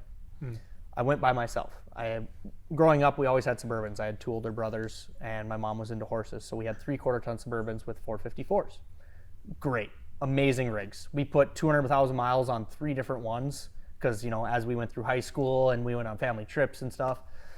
Well, anyways, I had a car trailer on the back, and I went down to go pick up my M5. It was $8,000 at the time. For those that know, that is a steal. And we drive down. I drive down, meet the guy, check out the car. I was like, all right, cool. I'm gonna take it, you know. And it was in this apartment complex, and I drive the car up on the trailer, pull the e-brake. Well, the whole deal with the car is the battery was dead, and where it was, I couldn't get to the battery because it was backed into a spot. So I took the battery out of the Suburban, walked over, took the battery out of the car, started the car, put the battery back in the Suburban, loaded the car on the trailer, left it running because I was blocking somebody in this apartment complex. And so I pulled the e-brake, and the car had been sitting. And if you guys don't know about e-brakes, when they sit, they don't work the greatest. And so Or they work too good. it didn't work at all. Oh, okay. And it was on the trailer. I didn't strap it because I was just trying to move it quick. Oh, so you pull. I pull forward, and the car rolls off the back.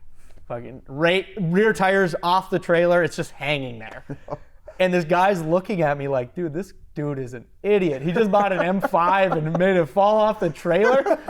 Oh my God. So The ramps aren't on there anymore either, probably because no, I forward. took them off because I was moving it, you know, and the car's low, so I had to like lift the front up so that way Yeah. it wouldn't scrape going on, and it was a whole fiasco. He had a jack. I ended up jacking it, and we just pushed it off the jack onto the trailer, and it was just enough, and it was like nothing happened to the car, no damage or anything. It fell right on the jack points. Yeah. They have nice jack pads.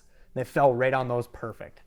But yeah, I was so embarrassed about that, and the guy's name is Spencer, and he's still a friend. Okay, He that's hits me cool. up still, and we talk about stuff. And but that was an experience. I had that car. That was second to this, I think, now, because I've had this since 2019, so that's just over 5 years.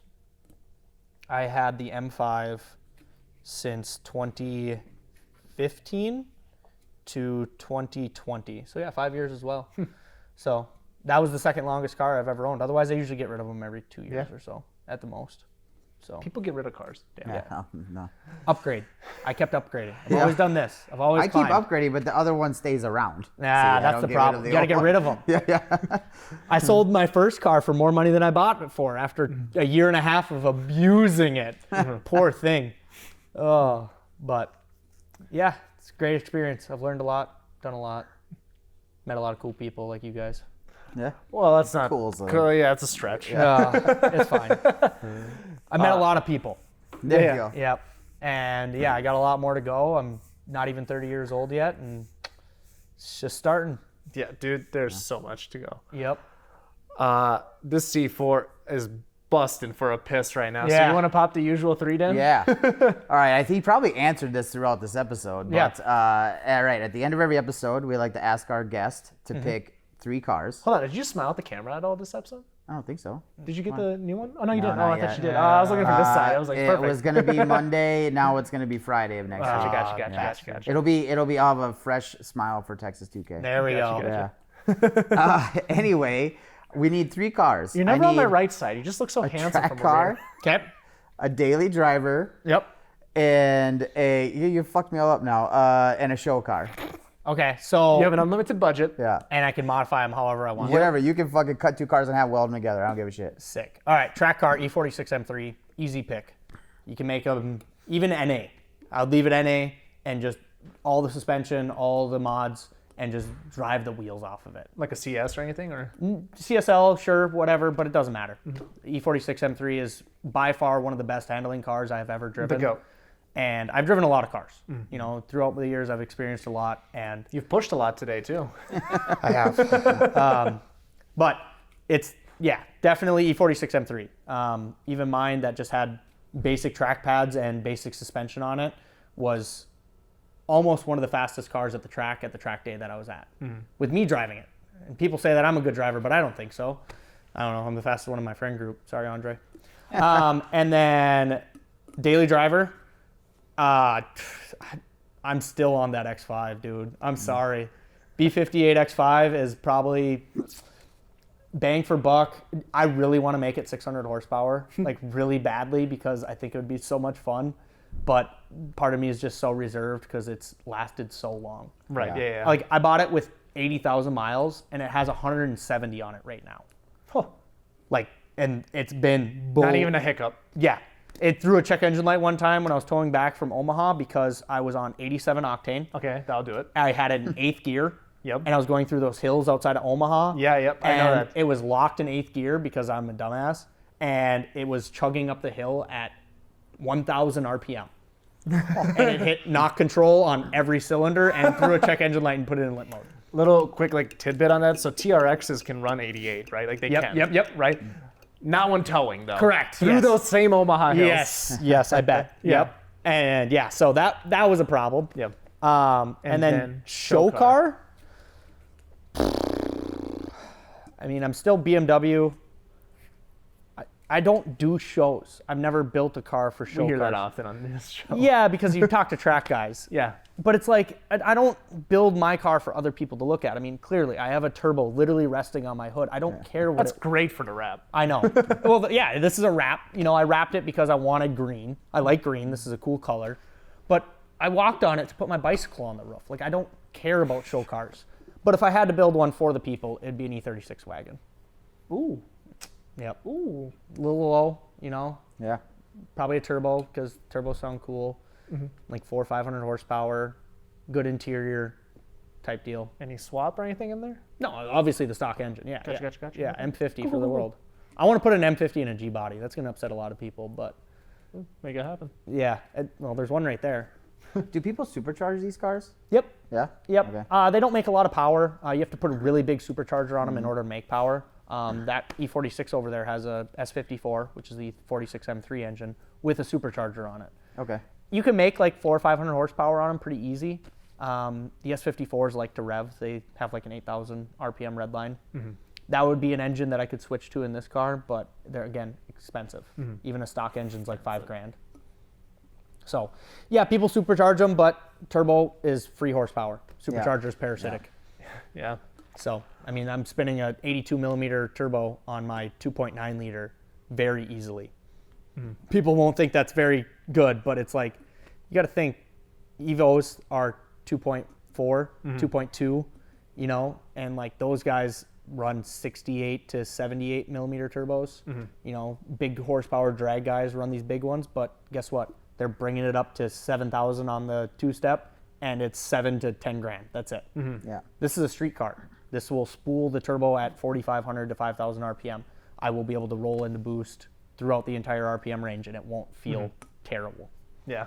So, It's almost like everybody has a different definition of street car, but this is the most logical one. Yeah. You hear so many of these different. Yeah. I mean, That's a whole so debate. yeah, this year the car is going to be a little different. I took the carpet out of it, and we're changing the whole entire wiring harness from stock to a PDM through the Haltech. So it's going a little bit away from street car, but even like last year, I put, with putting 2 engines in it, 2 transmissions, 2 turbos, all of that, I still put 15,000 miles on it. That's legit. That's Yeah. a street car. I went through 2 sets of tires in the back. Would you ever do a drag and drive? Yeah, I would. Okay. I know it's gonna break. Well, yeah. So it's like, But I you mean, get to bring a trailer of and parts. again, I don't care that much about drag racing though. That's the other thing. It'd still be fun though. It would. That's why I want Just to for do the it. experience. Like you don't have to be a diehard guy. But I can run 11.5 at 135. Yeah. You'll be golden. I'd never have gone slower than 135 in the Oh, traps. yeah. Ever. Good point. Yeah, good point. And that's just the car. I never cared about drag racing. Yeah, that's true. You Even do when it run was into that. manual, we were trapping 140. Yeah, Like, you'll run into some issues there. yeah, they didn't like it so much when I did 159. Twice. Well, sweet, dude. On that note, where can people find you? Instagram is DCT_E36. Facebook, Gus Erickson. That's actually not my real name, but it's okay. Nobody needs to know. But yeah, I mean, I'm out and about doing BMW stuff. I probably won't be in Minnesota for long, but we'll be here for a little bit of time at least. Yeah. If you do something like that, you still plan coming back for power cruises and things like that every now and again, or? Probably at least one event. I love Power Cruise. There's He'll be our nothing- new Texas 2K buddy. Yeah. Yeah. There's nothing like that in the U.S. There's True. really nothing. Yeah. And, you know, I do have a large influence here. I have a large amount of people here that I enjoy. And I still got to keep up the fastest BMW in Minnesota. you know. Yeah. So I got to come back and get the plate back on just for a night. yeah. So, Dan? You can find us at Gunnet Garage with 2 N's. Snowmobile content is, I have it. I may share it with you. I may not. I don't know. The one day you got to do snowmobile Yeah. stuff this year. I packed in one good weekend of races and trail riding, and so hell yeah. I got at least a little more fixed than I got last year. Yamaha. Yeah. As for me, you're here, blah, blah, blah, blah, blah. What did I usually say here? Gus, thanks so much for coming on the show. Thanks I'm for glad having we me. finally That made was this awesome. happen, dude. Yeah. Long time coming. Yeah. Dan, thanks for existing, and we'll see y'all next time. As always, guys, be sure to check out all of our sponsors. They are what make this show possible. It allows us to travel and have some awesome guests on the show. So whether it's HP Academy, Tuned by Sean, or Hayes Performance, all these guys have awesome services, products, everything in between. So be sure to check them out. All the codes are in the show note description or on my Instagram or wherever else I've mentioned it in the show. So be sure to check it out, and we'll see you all next time.